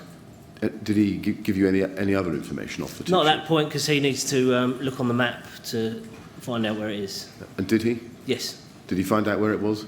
Yeah, he said he recognised it, he double-checked on the map. Right. And then we're onto the machine. Okay. And the map is where? Is it a big paper map on the wall? You've or got is it one electronic? we've got a small one right by the teleprinter, or just outside the door to the office. You've got several large maps. Right. With grid references. Okay. And you then say in the next paragraph, we then walked to the machine, got our leggings on, got on the machine and went. From our mobile data terminal, MDT, we didn't get any information other than where it was and that the fire was on the 4th floor. Did you look at the MDT yourself? No, that's in the front cab. And you were sitting where? Behind the officer in charge on the near side in the back. Okay. So just at that stage, can you just tell us who was in the cab once you'd started off and were en route? Firefighter Archer was driving, crew manager Davies was in front of me in charge, and myself and firefighter Barton were on the back.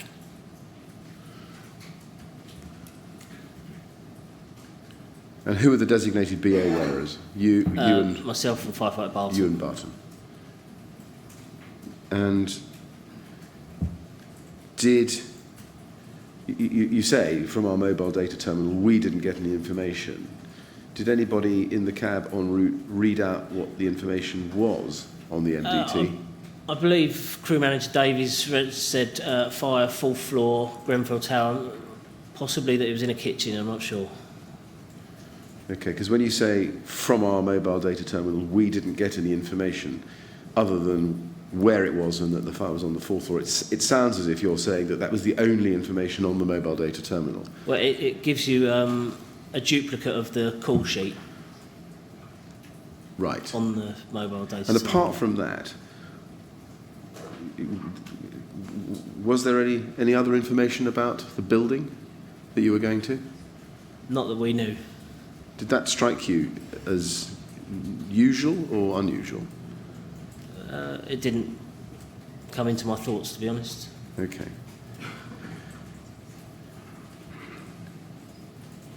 Does the level of detail that you get about a building you're going to on a shout vary from incident to incident? Yeah, some buildings have more information on the MDT than others. Did you know you were going to a high-rise? Yeah, so it's You did? kind of tower gave it away. It would. Well, it might. So, Given that you were going to a high-rise, would you have expected there to be rather more information on the mobile data terminal than you were getting? there is on the map, on certain places, there's a triangle with an exclamation mark, which brings up more information. I'm not sure whether that was looked at by ourselves. Did you get any information about where the dry rising main inlet was? No. Did you get any information about the floor plans or where the dry rising outlets were on the floors? No, nothing like that. Any information about where the hydrants were to be found? No.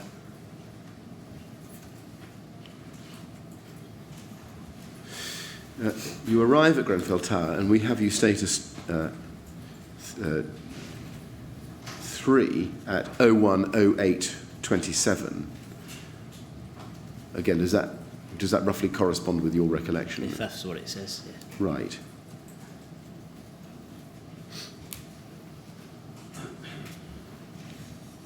And did you, well, we can pick it up in your statement. You say in your statement, in the, I suppose it's the last paragraph before the end, which starts, we arrived on scene. See that? We arrived on scene at roughly 1 a.m. And then in the next line it says, the officer in charge of North Kensington said over the radio, next machine, can we have 2 BA wearers? So crew manager Davis told Nick Barton and I to put our sets on, grab a long line, thermal image camera, TIC, a length of hose and a branch. Did you know who the officer was in charge of North Kensington? Yes. At the time, you did. Who was Yes. that? Watch manager Dowden. Okay. And when you say he said over the radio, was that while you were still in your appliance en route or after you'd arrived? Just as we were pulling up to the incident. Okay. And when you say over the radio, was that which radio was Handheld. that? That's the handheld. Yeah.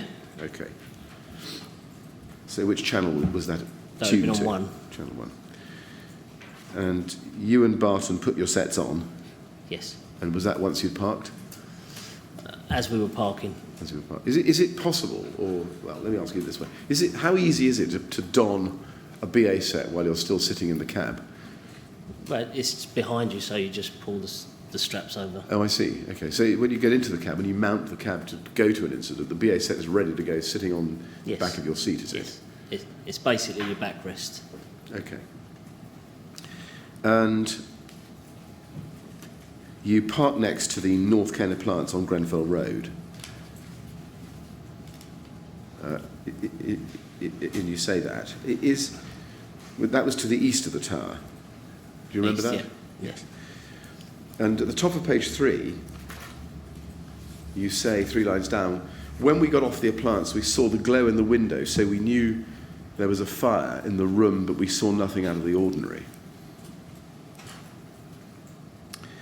How far away from the building were you, do you think, at that point? Probably here to the far wall.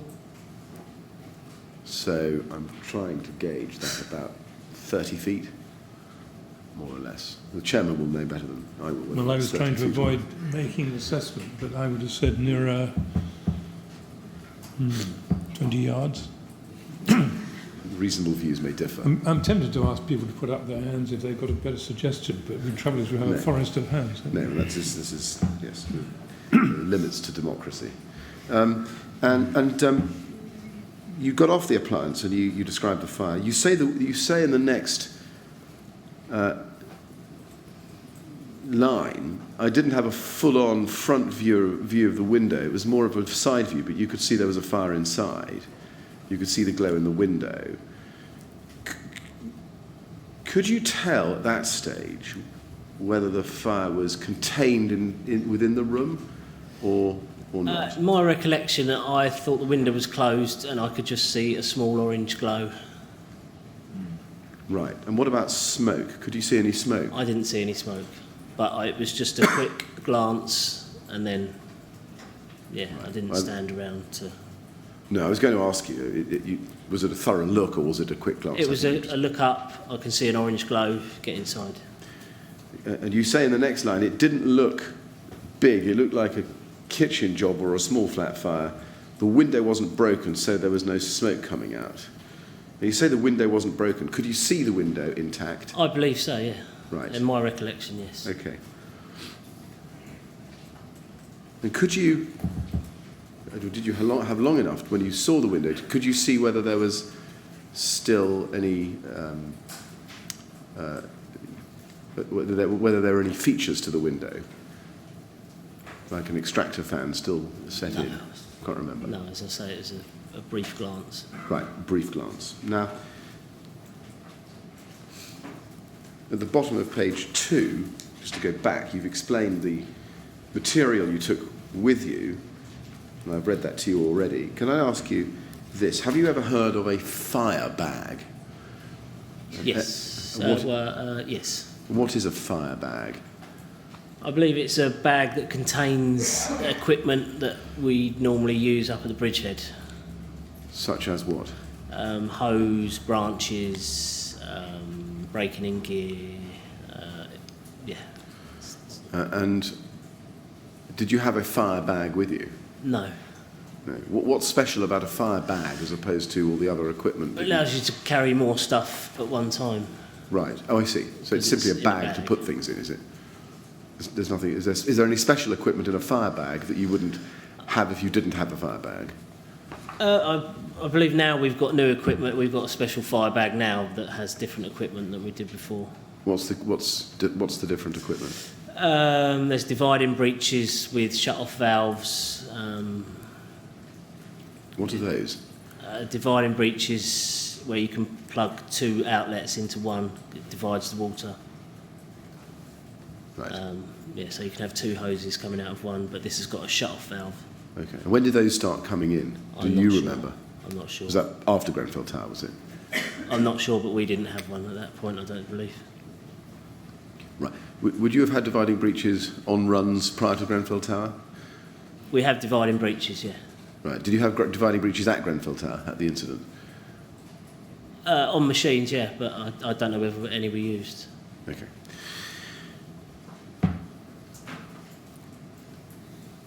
You then say, going back to your statement, that you went past North Kensington as they were that they were in the lobby. Let's go to your page 3, third paragraph down. You say, North Kensington were outside setting up all the hose for the dry riser. We walked past them and into the main lobby. And then you say, after that, so you go up 2 flights of stairs, then you go through another set of doors above the lift. In that lobby is where the Bridgehead was set up. That's where the rest of North Kensington crew was. There was water in the dry riser when we got to BA control. Can I just ask you, first of all, how did you get through the internal door to the stairwell? Do you remember? I believe they were both open. They were both open. Were they propped open, or did you need a special key to get through? I can't remember, but I would imagine they'd have been propped open. Okay. Now we I think can probably time this. If you go to some CCTV, are you okay to look at CCTV pictures, not live footage, but pictures? Right. If you go, please, to and be shown CCTV image tab 1 in my tab, which is INQ 50178.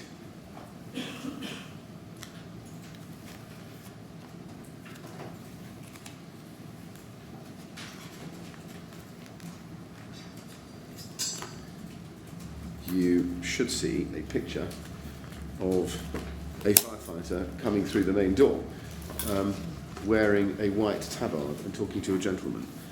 Can you identify, first of all, who was wearing the white tabard? I believe it's Watch Manager Dowden. That's Watch Manager Dowden, is it? And then I behind believe so. him, do you know who that is? It would be a guess.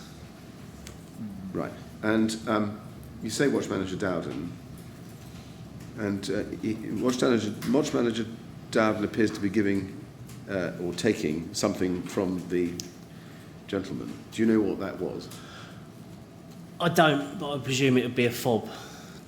You say that. Why do you presume? Because I know you need fobs to get in. Right.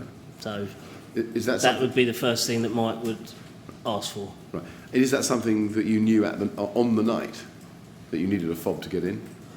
No, but that's generally the way the high rise you need fobs to get in. Did you see Mike Dowden taking a fob from a witness? No. From a gentleman? You didn't. And that's timed at 01:08:49, so you had arrived by then. Do you think you were part of the group of firefighters we can see clustered around the door on the outside? I don't know. You don't know. A next picture is next tab 2 in the bundle, which is 179. We can see some BA wearers exiting the tower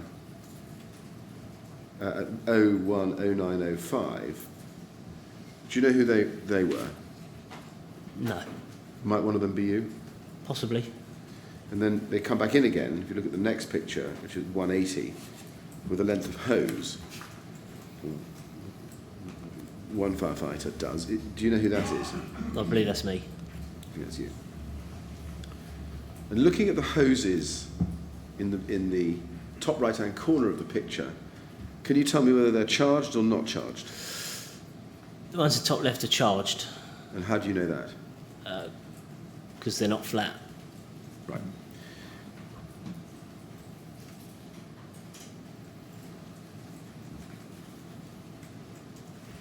And then you go up to the bridgehead, and that's on the second floor, as you've said. If you go to the next picture, we've got you timed, or the picture is timed at 01:10:03.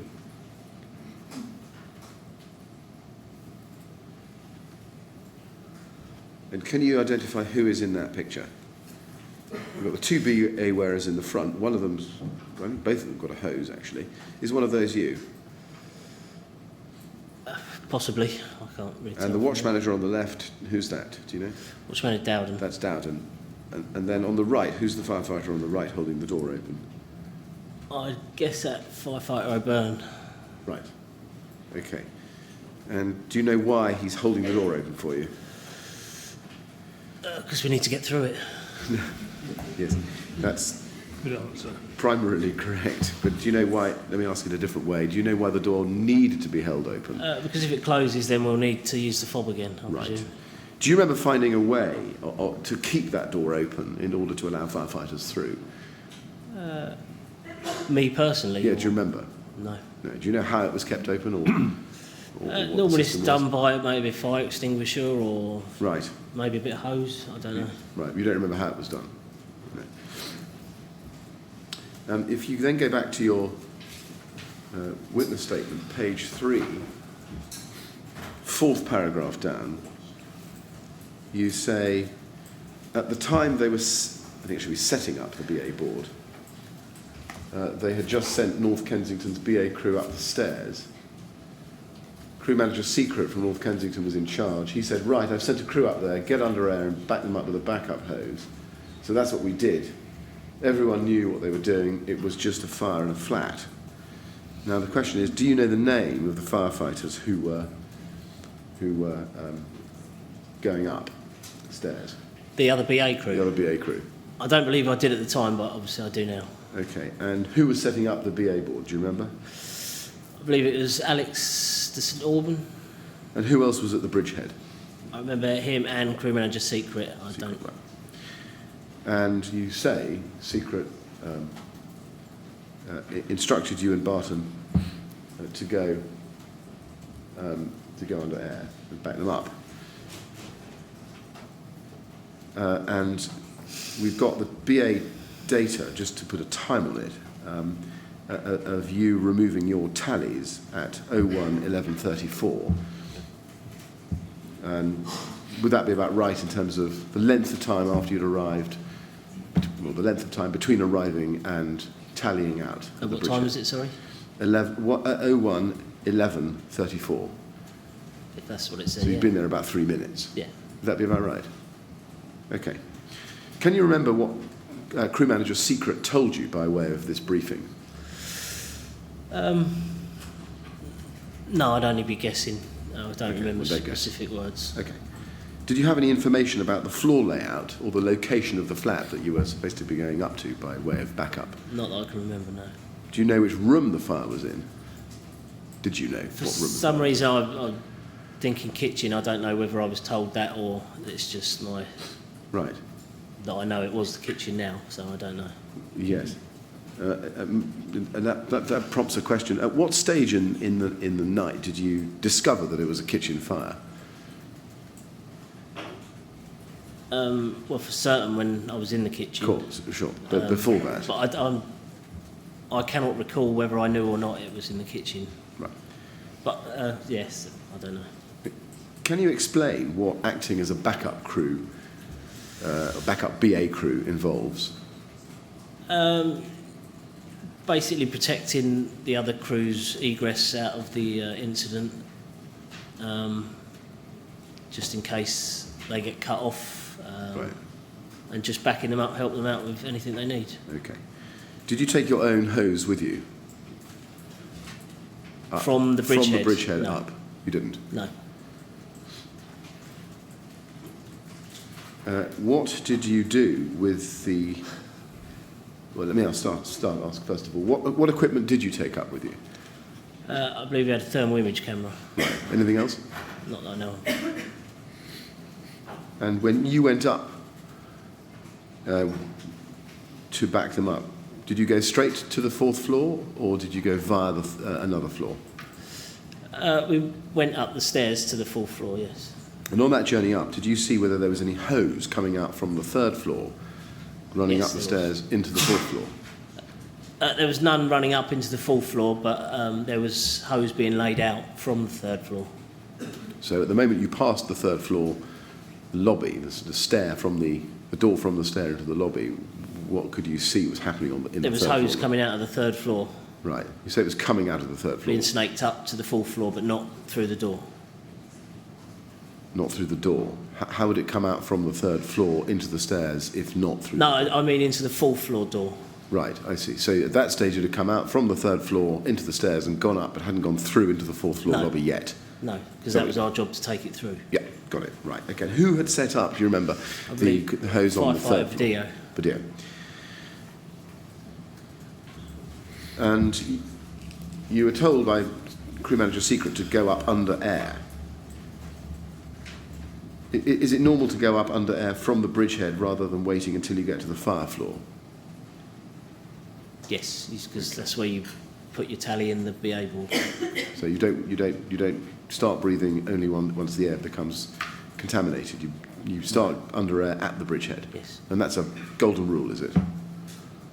Pretty much, yeah. Yeah. Okay. And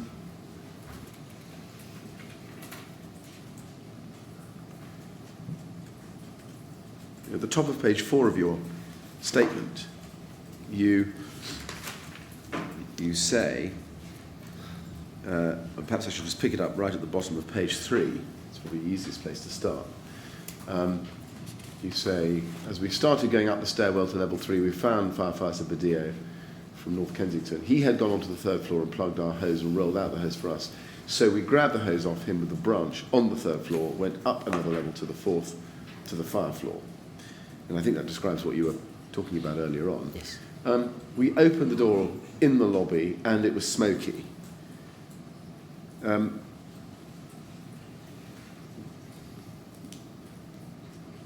What was the smoke like? How smoky was it? I don't believe it was particularly smoky, but there was smoke present. Right. Did you see anybody in the stairwell as you were coming up? I think in my statement I said I did. I can't recall any specifics, but if I said in my statement, then... Well, let's just look at that. You say in the fourth line down from the top of page 4, there were people coming down the stairs as we were going up in BA, I presume from neighbouring flats. Did you see whether those people were suffering from the effects of smoke inhalation or whether they looked healthy and from my recollection, I don't believe that there was... No, they were just walking down the stairs, as far as I know, but I can't be sure. Did you wonder why they were coming downstairs? It's a big tower block. They could have been Right. visiting. I don't know.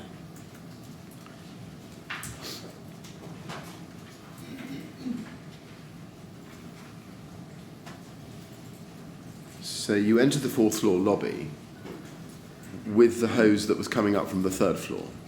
Yes. Yes. And would that mean that you would therefore have to prop the fourth floor lobby door open? Well, not prop it open, but the door would have to be open to have the hose going through it, yes. Yeah. And did that mean that smoke which you had encountered in the fourth floor lobby would then leak out into the staircase? Yes. Did it occur to you that that would be a problem, or might be a problem? It wasn't a thought I had at that time, because I just thought it was a fire in a flat, so... Right. But we need to get hose in there, so...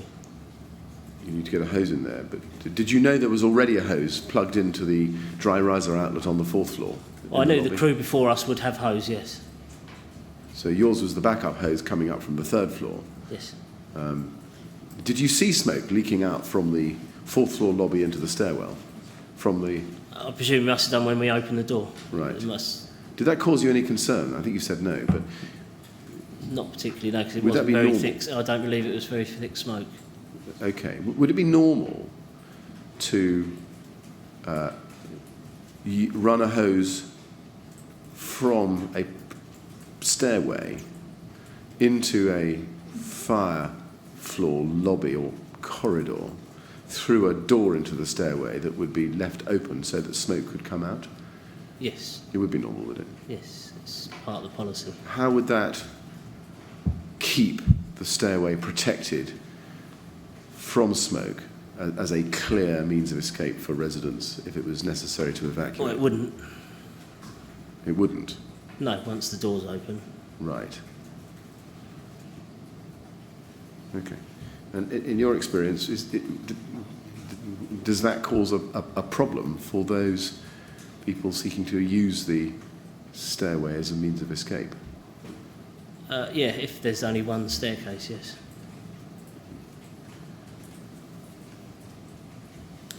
Now, you say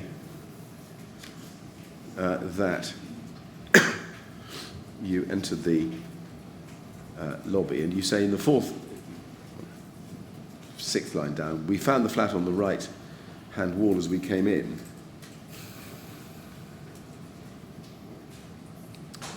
North Kensington were there, we could hear them, you say. We found out they were going right into the flat. Now, let's just pause there. To be clear, were they already inside the flat when Yes. you could hear them? They were? Yes. Okay. And was the door to the flat open or had Yes. it closed? Open. Okay. Did you know that it had been broken into with an enforcer? I didn't know the details of how they got in there, but the door was open. Was it, the door being open, was it staying open of its own accord? I can't remember. Was it propped open? It was open, but there was hose going through, so... Oh, I see. So just give me a picture mentally. It was open and there was hose going through. Was the reason the door was open because there was hose going through, or was it propped open in some other way? I don't know. I Okay. don't remember.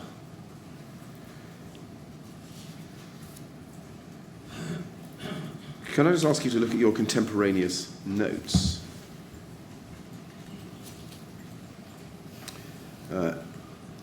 Which are in handwriting. 8 lines up from the bottom, you say, as we entered the lobby, this goes just back a step in terms of what you were doing, Mr. O'Hanlon. You say, as we entered the lobby, it was heavily smoke-logged.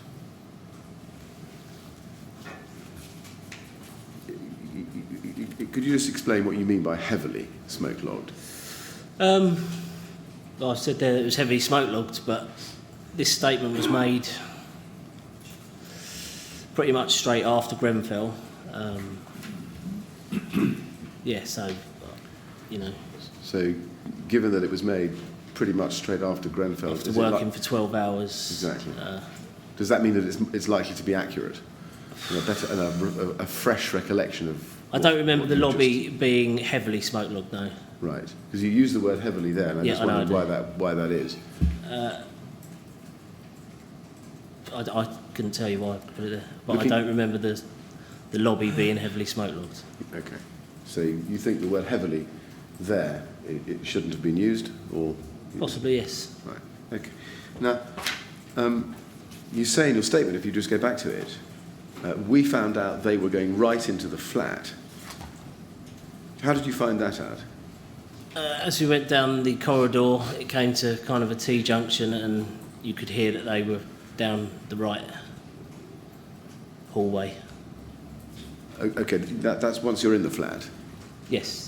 Okay, then it may just be me misunderstanding your sentence. Right into the flat. Sorry. You mean there was only one way into the flat. Yes. At the end of the corridor, they'd gone right. Oh, I see. Sorry. Okay. Right, I understand. Now, so does that mean that you would then go round to the left? Yes, that's what we did. And I think you go on to say, if they're going right, or Barton says, if they're going right, we'll go left and search the flat whilst they put the fire out. Firefighter Barton, he was leading you, so was he the one giving, as it were, instructions or commands? Yes. Right. And then you explain the left-hand wall search that you do. Is that standard procedure when acting as a backup crew? You would do a search in the opposite direction to the way in which it was being done by the primary crew? I'm not sure the actual procedure, but in a flat, then there's no point in both of us going right, and time's of the essence. So. Yes. Now, later on in your statement, this is much later on at page 7, and I don't need to take you to it, but you say you could hear the smoke alarm going off in the flat. Do you remember that? I believe I did, yeah. Okay, was that do you remember whether that was an internal smoke yes, alarm? Yes, it was. It was. And so, going back to what you saw when you went in to the flat, you first go into the flat, what was the temperature like? Do you remember? I don't remember it being very hot. I remember it being very smoke-logged, I think. And I don't believe I remember it being really hot. And what about the smoke conditions in the flat when you first went in? What were they like? In the corridor, it was quite heavily smoke-logged, yes. Right. And could you, when you went in, could you hear the North Kent crew? Yes. You could. And could you see them? When we got to the corridor, the end of the corridor, you could see bits of light from their torches, Right. but not actually them. You couldn't actually see them, no. And was that because of the density of the smoke? Yes. Right. Now, the first room you go into, as you say, is, you think, a bedroom. And if you look halfway down the page 4, you just pick that up. And you say he's got the branch, you've got the TIC. And halfway down the page, you say, I bumped into him, he was trying to get back out again. It was dark and smoky now, you couldn't see much. There was a corridor on the left and a bedroom. That's the kind of thing you worry about, bedrooms at night. You're thinking of people in bed. Is that the standard way to search for people? That you could do a room-by-room search? Yes. Okay. Then you go on to say, we went into the bedroom. I think Nick went one side of the bed, I went the other. We were searching using our hands and feet, trying to find people. Had you been told that, in fact, everybody in the flat had left it? No, I believe in my statement. As I went up the stairs, I asked, was there anybody in there? I don't know who to, but I got the reply, we don't know. Right. Do you remember who you had that conversation with? Okay. It wasn't a conversation. It was, as I went up the stairs, I just turned round and said, is there anyone in there? I don't know. Right. And while you were doing this search, what had happened? What had you done with the thermal imaging camera? I just put it down. It comes on a strap, and I just put it down. Right, so it was still on you, but Yeah, it was dangling. dangling. Right. And what about the hose? What had Nick Barton done with the hose? Nick had the branch, and I had part of the hose as well. Right. Were you doing the search while holding the hose? No, I let go around the other side of the bed. Right. Okay. And what did he do with the hose? Did he put it down, or did he search while holding the hose? I don't know. Okay. You then go. Well, how long would you say that it took for you to do the search before you came to the kitchen? I wouldn't know. Right. And when you say at the bottom of page 4, what, 2 lines up from the bottom, when I got to the kitchen, North Kensington were putting the fire out. I don't remember the left-hand side of the kitchen. On the right-hand side, the cupboards were smoke damaged, but not fire damaged. And I'll go on with that in a moment. Can I just ask you, when you both entered the kitchen, was firefighter Barton still in front of you? I don't know. I would imagine so, but I don't know. Well, at that point, were you still holding the thermal imaging camera? I would have still had the thermal image camera, yes. Did he have the branch? Yes. So what would be the normal situation in that arrangement? Who would go into the kitchen first? The branch? Firefighter Barton. Right. When you went into the kitchen, do you remember whether you left the door open or did you close it behind you?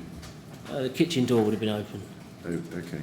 Can you describe what the conditions were like in the kitchen in terms of visibility when you first went in?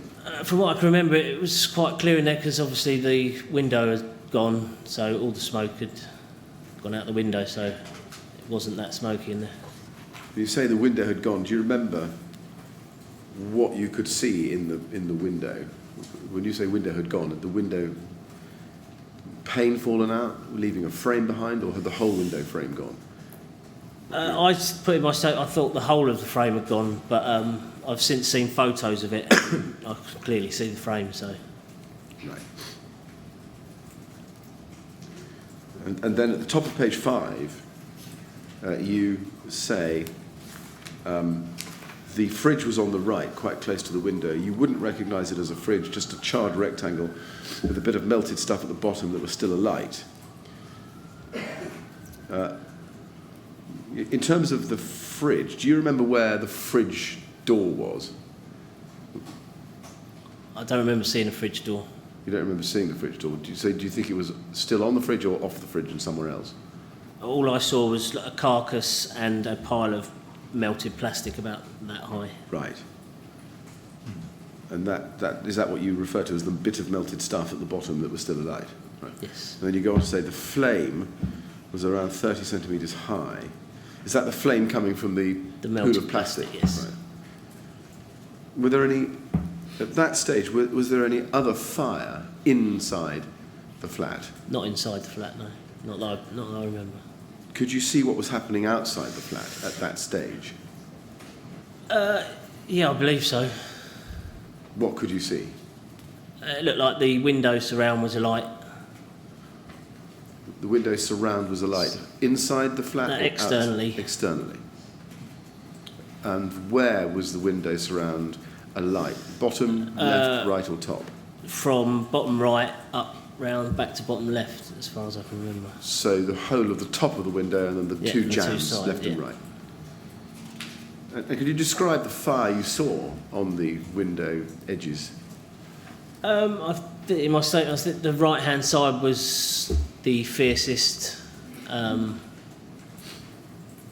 It was roaring on the right-hand side, and the other two were just on fire, as far as I can remember. And then you'd go on to describe 4 lines down and at the top of page 5, they came out of the kitchen and said to us, we're running out of air, so just carry on. So when we walked in, and I gave it a little spray, just clarify that for me.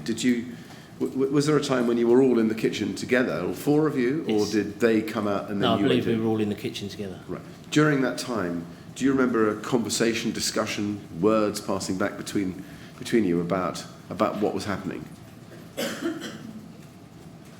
No, I remember, but that doesn't mean it could have happened. Did you hear either of those firefighters, those BA wearers, send a radio message? No, I didn't.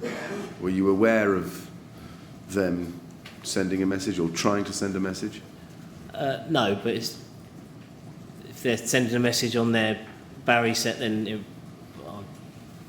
unless I was actually kind of next to them and staring at them, I wouldn't. Right. So you say you weren't aware and didn't I hear? wasn't aware. No. Did you have a discussion with them or them with you about the fire on the exterior that you could see in relation to the window frame? Not that I remember. All I remember is they said they run out of air. Right. I mean, it's pretty self-explanatory in there that the window surrounds are light. You then go on in the 5th line of the first paragraph on page 5 to say, so when we walked in and I gave it a little spray, what did you give a little spray? Bit of plastic, Bit of plastic. in the fridge. And then you say, I could have put it out with a cup of water. And then you explain the technique you use, painting that. And you then go on to say what was happening at the window. I'm going to come to that. But before you went over to the window, did anything about what you saw inside the flat give you cause for concern? No. You described giving it a little spray, as I've just shown you. Had you taken the branch by this point? I must have done it, or if North Ken had gone out, I'd had their branch. Okay, so But I had a branch, I don't know. you had a whose branch. it was. And what about Nick Barton? Did he have a branch as well, or did he give I'm you not his? sure. Not sure. And where was Nick Barton at that stage? Was he in front of you or behind you when you were painting the It little wouldn't flame? have been. I was right by the fridge, so he wasn't in front of me. So Oh, I see. So he must have been behind you. somewhere behind me. Okay. Yes.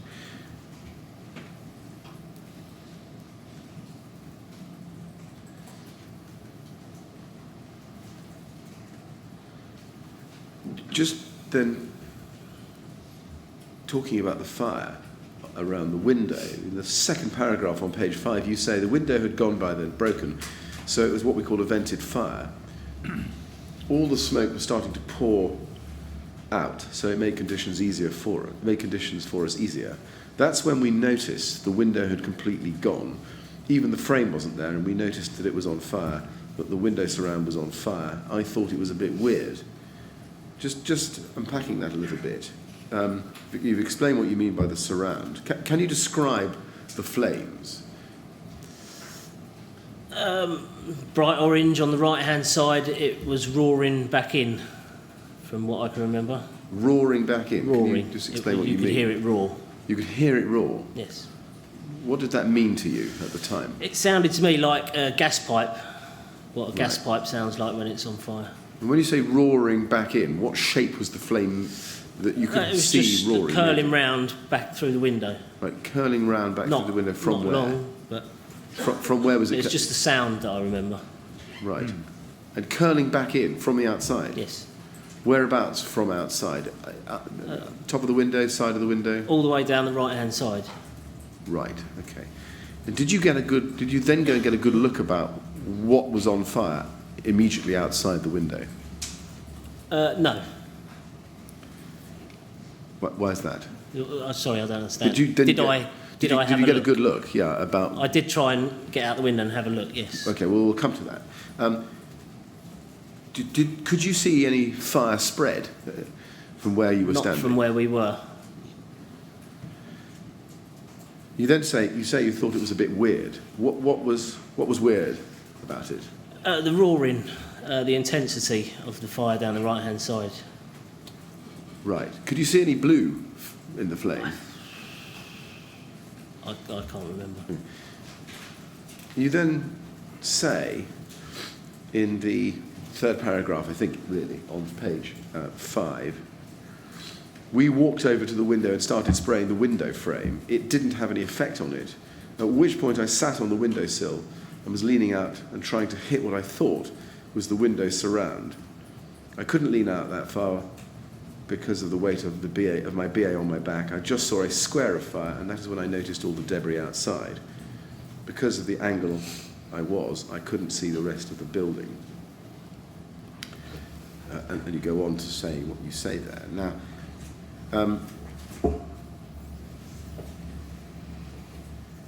when you say at the start of that paragraph, we walked over to the window and started spraying the window frame, where were you standing? How close to the window were you when you started spraying the frame? I would have been right by the window. Right by the window? Yeah.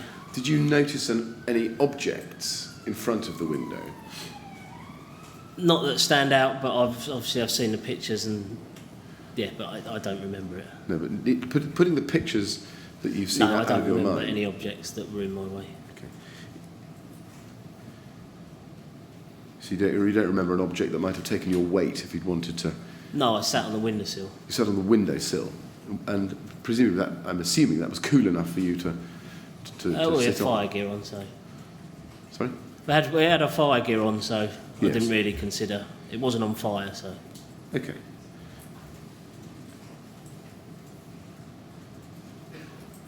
Now you say, just after you say I sat on the windowsill and was leaning out and trying to hit what I thought was the window surround.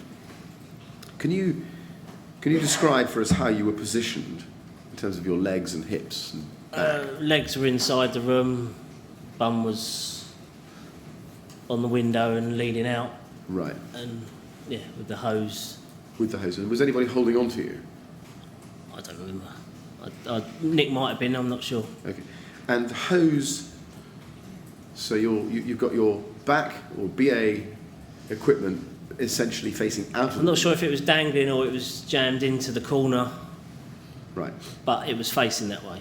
Okay. And the jet that you were aiming, you were aiming at the window surround or out of the window?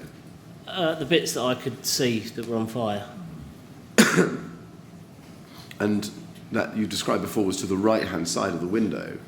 So What was right hand side? the right-hand side of the window was what you had described before as on fire. In which No, direction? all of it was on fire. I said the right hand was the worst. The right hand was the worst. Forgive me. All right. And in which direction did you aim your jet? I would have said I probably started on the right and went all the way round, Okay. but I can't remember specifics. Right. Now, Mr. O'Hanlon, I want to show you a very short snapshot of a video taken of the building on fire. I'm going to give the trigger warning, Mr. Chairman, Yeah. the usual way. But can I ask the witness, first of all, are you all right to see a short, perhaps repeated once, Yes. snapshot? Right. I'll proceed to do it. Before I do, Mr. Chairman, I ought to give the usual trigger warning. Yes, what please. we're going to see is, and this is for the benefit of those in the room and for those watching by live stream, we're going to see part of the Luke Bisbee fire spread video timed at 1:22 or so, which contains images of the building on fire, which some people might find distressing, and contains some audio. So if anybody does find that distressing, then I would ask them either to take steps to cover their eyes and ears or to leave this room. We'll allow a little time for you to do that. Or if they're watching by remote live stream, then to take themselves away from it for a moment. So I'll wait 30 seconds or so while people do that. give them an opportunity to get away from it, and then we'll proceed. And Mr. Documents Director, if you could just queue it up. No, I'd take that off the screen for the moment. Just queue it up. Thank you.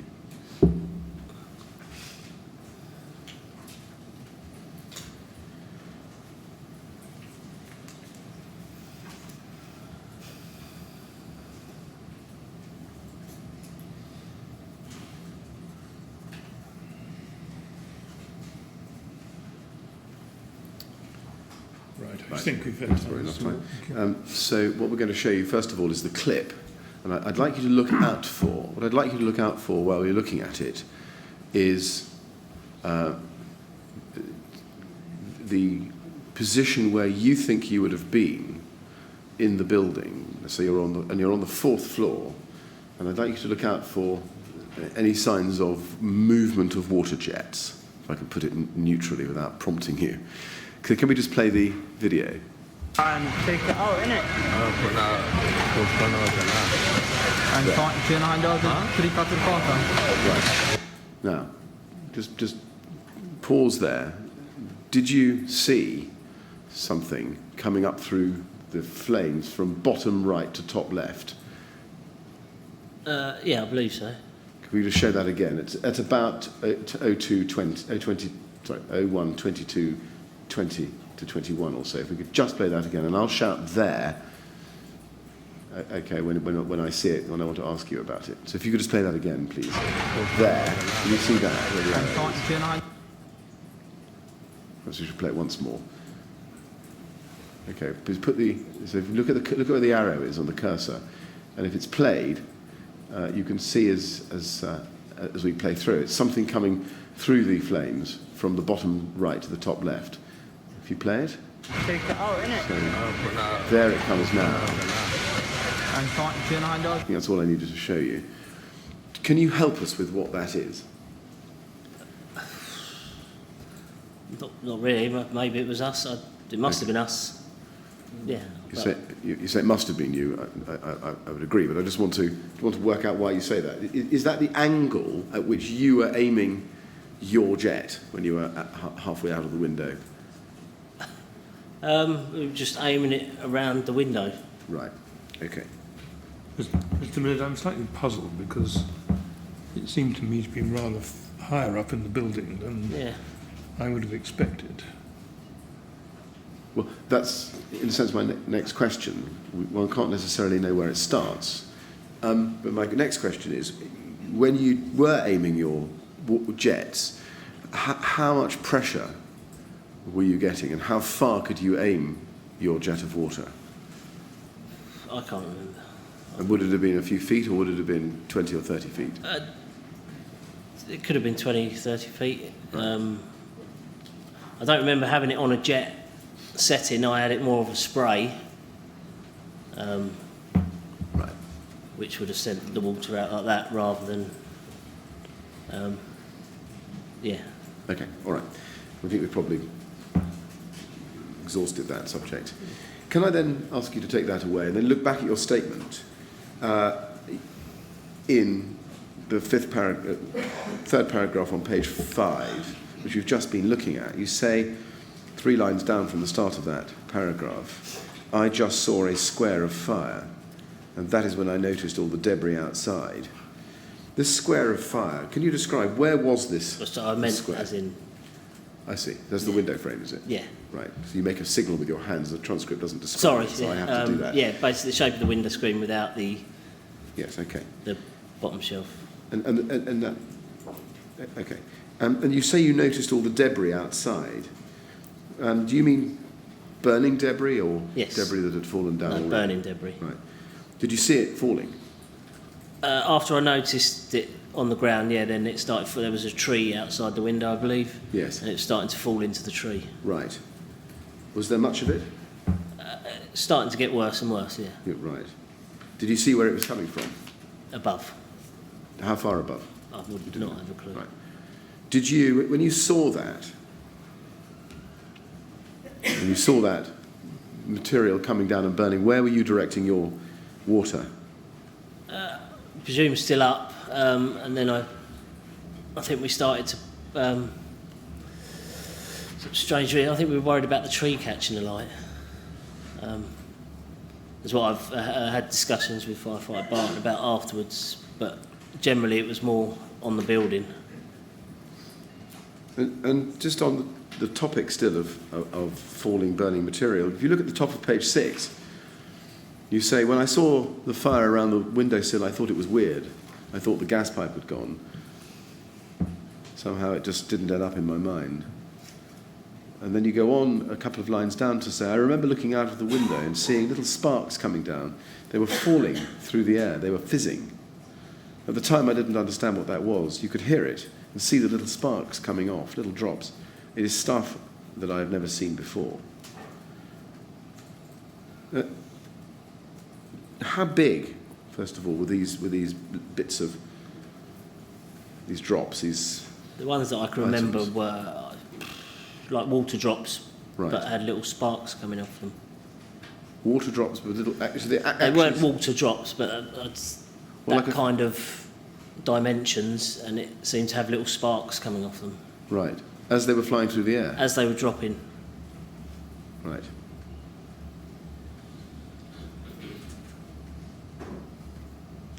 And you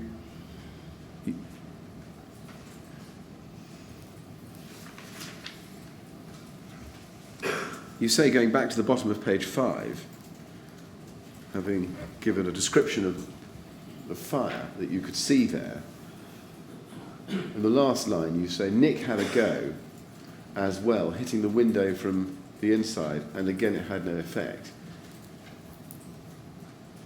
Did you swap positions and give him the hose, or did he have his own hose? Do you remember?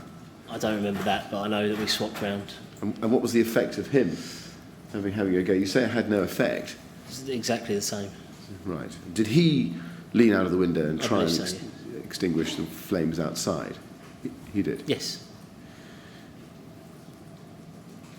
How concerned did you feel about what was happening that you could see? We thought it was worrying, but obviously nothing on the scale.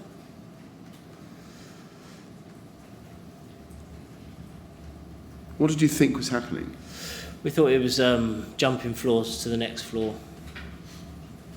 What did you think that this burning, sparking material was? I didn't have a thought. It's just something that I remember. Metal. Right. Did you give any thought yourself to what needed to be done next to deal with what you could see? This, you say jumping a floor, but spread of fire. Did I give any? Sorry. Did you give any thought to what needed to be done next to deal with what you could see? What I should do next, or Well, what needed to be done by all of you? no, we were just trying to spray water. Okay. At that stage, when you saw this material falling down through the window frame and hear the sound of It wasn't falling through. I don't believe it was falling back in. It was just falling down. falling down. At the stage when you could see the material falling down and you could hear the noise of the fire, did you have any thought about whether other flats in the building might now have become affected by fire? We thought it was jumping up to the next floor. Yes. And you say that on page 6 in the first paragraph. You said maybe, in the third line, maybe it was going up to the floor above. What did that tell you about compartmentation? Well, it failed. Did you communicate with the Bridgehead about what you had just seen? Not that I remember. Did you communicate with the Bridgehead about the possibility that compartmentation might have failed? Not that I remember, no. Did you have a Barry radio, or was that Nick Barton had the Barry? I can't remember who had the Barry radio. You would have still had a fireground radio Yes. yourself, would you? And do you remember whether that was? Did you try and send a message from flat 16? I don't believe so, no. You don't. Do you know why that was? Having seen this weird sparking, fizzing material, do you know why you didn't tell the Bridgehead what you'd seen? No, the only reason I could give was that the other crew had already left and were on the way down to the Bridgehead. Right. Did you discuss what you were looking at with Nick Barton? I don't think we had a discussion, no.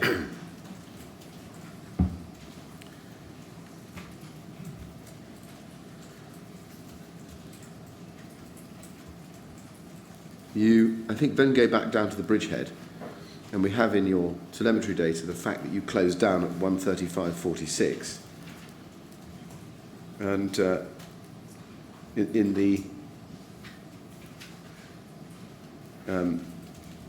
last paragraph on page 6, you say,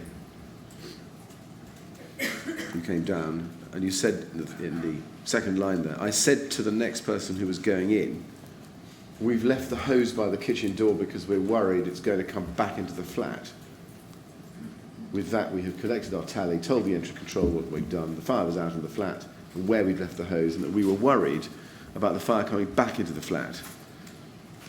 Just pause there. That discussion there, you say, do you remember who you told that you were worried that the fire might come back into the flat? I believe I was talking to a BA crew that were going to go in. Nick was talking to who was in charge of the Bridgehead. I see.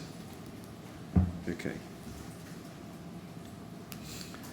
And did you tell the next BA crew about the weird behaviour of the fire and the noise of the fire that you'd seen in flat 16? I don't believe I went into specifics, no. Okay. Do you know whether firefighter Barton told whoever was in charge of the Bridgehead at that point what you had both seen in terms of the way the fire was behaving on the exterior? I believe he explained that he thought it had gone up to the next flat above. Do you know who was in charge of the Bridgehead at that stage? As far as I was, watch manager O'Keefe. Right, so he had taken over from crew manager Secrett I think during so, your yeah. wear. Yes. Is that how you remember it? Yes. Okay.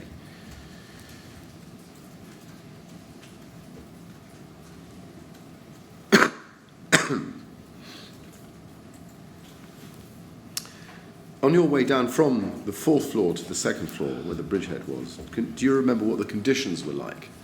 The air conditions?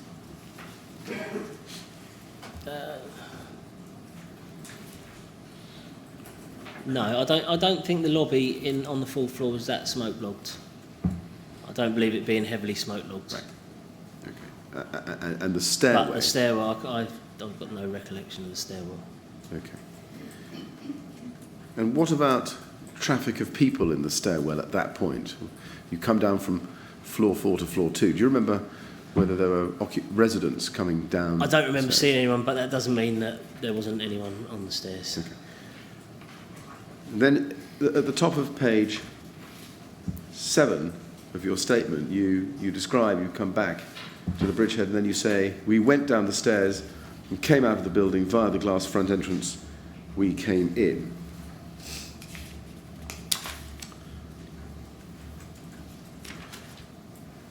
And you came out, you say, you looked up at the building, looked at each other and just said, oh shit. And then you say this, looking to my left, it looked like that the whole side of the building where the window was alight. Now you say the whole side of the building. I just want to try and get your recollection if I can. Yeah, I'm looking up as well, don't forget. Yes. Where were you? You're just come out of the front, so you're coming out. Come out, turned left, walking back to our machine. So probably coming from the south side, just looking up, and then you see the east side from the side view. And had the fire, do you think, gone all the way to the top of the tower at that point? I wouldn't know. I can't remember. What do you remember? I just saw, and it looked like, I said the whole of the building, but I wouldn't know what floor. But yeah, okay. A lot of the building was alight. And then you say this. I had seen the thing in Dubai on the internet a few months before, and that sprung to mind afterwards, but I've never seen anything like it. You say, I've seen the thing in Dubai on the internet. Can you just help us with that? What had you seen on the internet I think about a I've fire in Dubai. seen on YouTube there was a fire in a hotel maybe, or that all caught fire in Dubai. And do you know about what had caused that fire? No, I knew no details. It's just a clip that I'd seen. Right. Do you know what caused you to look at that clip? No.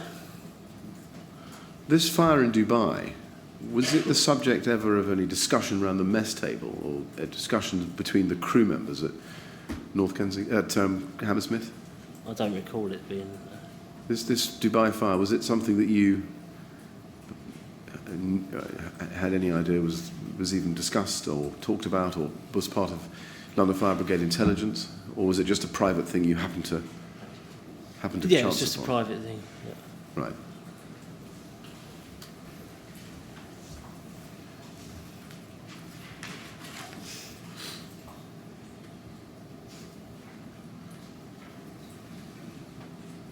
And you then say, we ran to our machine, just a line or two down, we ran to our machine and changed our cylinders over to go back in. We realised why there were so many BA wearers waiting to go in. I've never seen anything like it in my life. I just want to ask you, so you wanted to be recommitted? Yes. Right. And changing cylinders, how easy is that to do? Yeah, pretty easy. I mean, sorry, I should have asked. How long does that take normally? Minute, 2 minutes. Right. Do you have to do a kind of test? You're supposed to, yeah. And what is that test? Fire ground A test. And what does that involve? Just testing the rest of the equipment works, the mask, yeah, all the hoses. Right. Just, I'm sorry to get back. It's a question I'm asking out of order. I should have asked it before. But this Dubai fire, I'm sorry to get back to it, but you saw it on the internet. Did you ever receive any training from the LFB about what should happen if the Dubai experience were to be repeated in London? No. You look puzzled that I'm asking the question. No, not that I know of. There's a Dubai bit of training on the... No. Right. There's just a clip that I saw on the internet. Okay. You say you went back into the building, having put your BA on again, and we picked that up at 2/3 of the way down page 7, where you say, we entered the building and joined the queue. You see that? Yeah.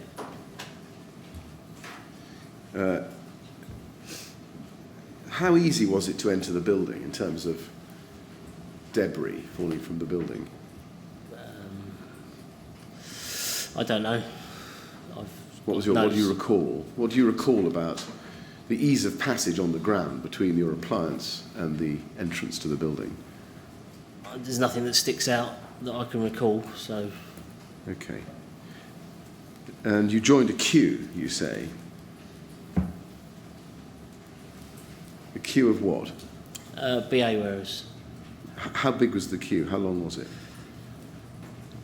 I don't remember. I remember being up on the mezzanine floor and looking out and just seeing lots of BA wearers walking towards the building. When you joined the back of the queue, when you joined the back of the queue, where was it? I believe it was up on the mezzanine floor. Okay. And how many people were there in front of you in the queue before you got to be able to check in at the Bridgehead? I couldn't tell you. Lots? A few? Yeah, lots. Lots. It was lots. And how long did it take you, do you remember, between joining the back of the queue and then checking in at BA entry control? I don't think we checked in at BA entry control. Right, so how would you... All right, well, let me ask the question a different way. How long did it take you, do you think, between joining the back of the BA queue and arriving at the Bridgehead so that you could be recommitted? I don't know. I remember being in the queue, and then I remember the next bit going up to the 3rd floor. Okay, and at the point when you re-entered the building and joined the queue, can you remember what the conditions were like in the lobby? in terms of the air? Fine, as far as I can remember. Right. And what about when you went up the stairs and eventually got to the bridgehead? What were the conditions like there when you got there? Nothing stands out, so... Right. Now, at the bottom of page 7, you say you were just handed 2 BA boards and told to go up to the 3rd floor. I have no idea who passed the boards to us. They shouldn't really have done that. They should have stayed with the boards themselves. So we went up to the 3rd floor, which was quite a small lobby, and put the 2 boards down. Who handed you the 2 BA boards? Do you remember? As I said, I don't know. And you have said that.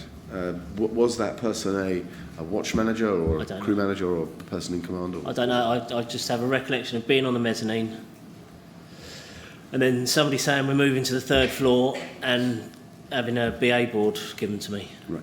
And the move to the 3rd floor, was that... Why were you being asked, to put BA boards on the 3rd floor?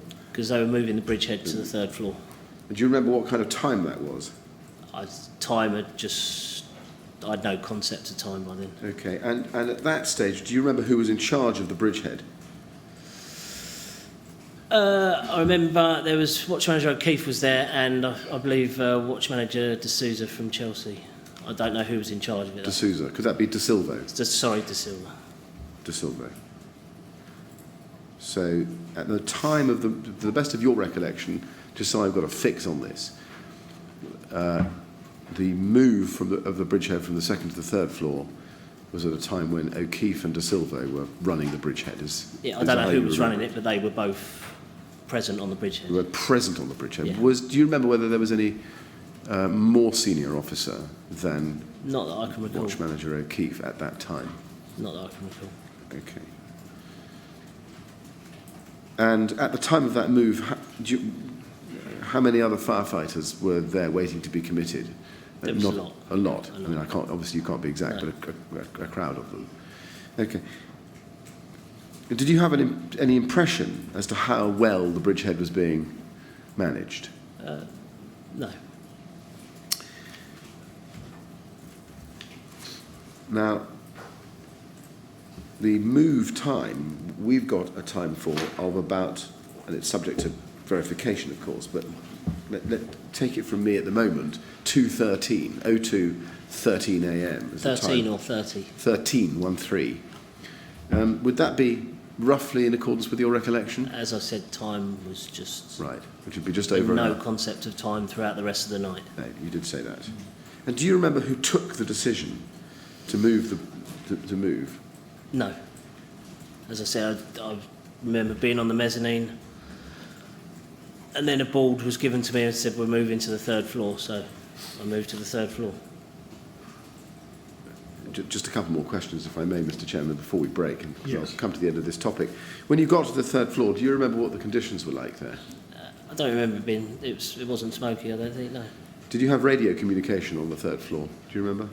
I had my handheld radio. Was it working? I hadn't tried to use it, so... Right. But obviously the radios were... Okay. There was a lot of traffic, I remember. Right. And then you describe on page 8 at the top how you operate the board, and you do that over the first half of page 8. Do you remember how long you and Firefighter Barton were operating the 2 boards that you'd taken up? No, I've seen my statement, I put 35 to 45 minutes, but I'd say it was more 15 to 20, Oh, I see. to be honest. Okay. So I was going to ask you, that you say you had no concept of time, but you say 35 to 45 minutes. Yeah, I think that's way too long. Too long. Okay. Did anybody take over from you? No, we cleared those boards. Right. Who told you to do that? Nobody, but the BA wearers were coming down, they were all running out of air, so... Right. And was anybody in charge of you on the 3rd floor while you were running those BA boards? Not me personally, no, or Firefighter Barton. Okay. And in running those BA boards, did you have telemetry communication between the boards and the BA wearers? There was telemetry between the boards and the BA wearers, as far as I was aware. Yeah. Okay. And how many BA wearers did you commit through the BA boards that you were I didn't running? commit anyone. Right. So You said, okay, let me just understand what you were doing. In the fourth line down from the top of page 8, you say, so Nick had one board and I had the other. And our priority was making sure people on the boards got back out. It was our responsibility to get them back down. What were you actually doing? So We were given 2 boards that were full of BA wearers that were already inside, right, and it was our responsibility for them to come down and book those BA wearers out I see. And did that involve taking their tallies and putting them back into the into BA their board? sets. No, Taking the tallies out from the board and putting them into their BA set. sets, yeah. And where were these 2 boards located? Were they in the stairwell or were they in the 3rd floor lobby? As you come up the stairs, in the lift would be over on your right, just in the corner. Me and Right. Nick were next to each other. Okay. I believe Nick recalls crew manager Sefton was there. I don't. Right. Okay. Mr. Chairman, I think that's brought this particular line to an end. Probably So convenient. that's a convenient point for a Convenient break. moment to break. Yes, thanks. And I think it's been a long morning. We might have a slightly longer lunch break. Yes. So, Mr. Hanlon, we're going to stop now, and we're going to resume at 2 o'clock. And please, will you not talk about your evidence or anything to do with it over the break? Yes. All right? Okay. Thank you very much. Thank You'll you. go to the usher then. You're fine. Okay.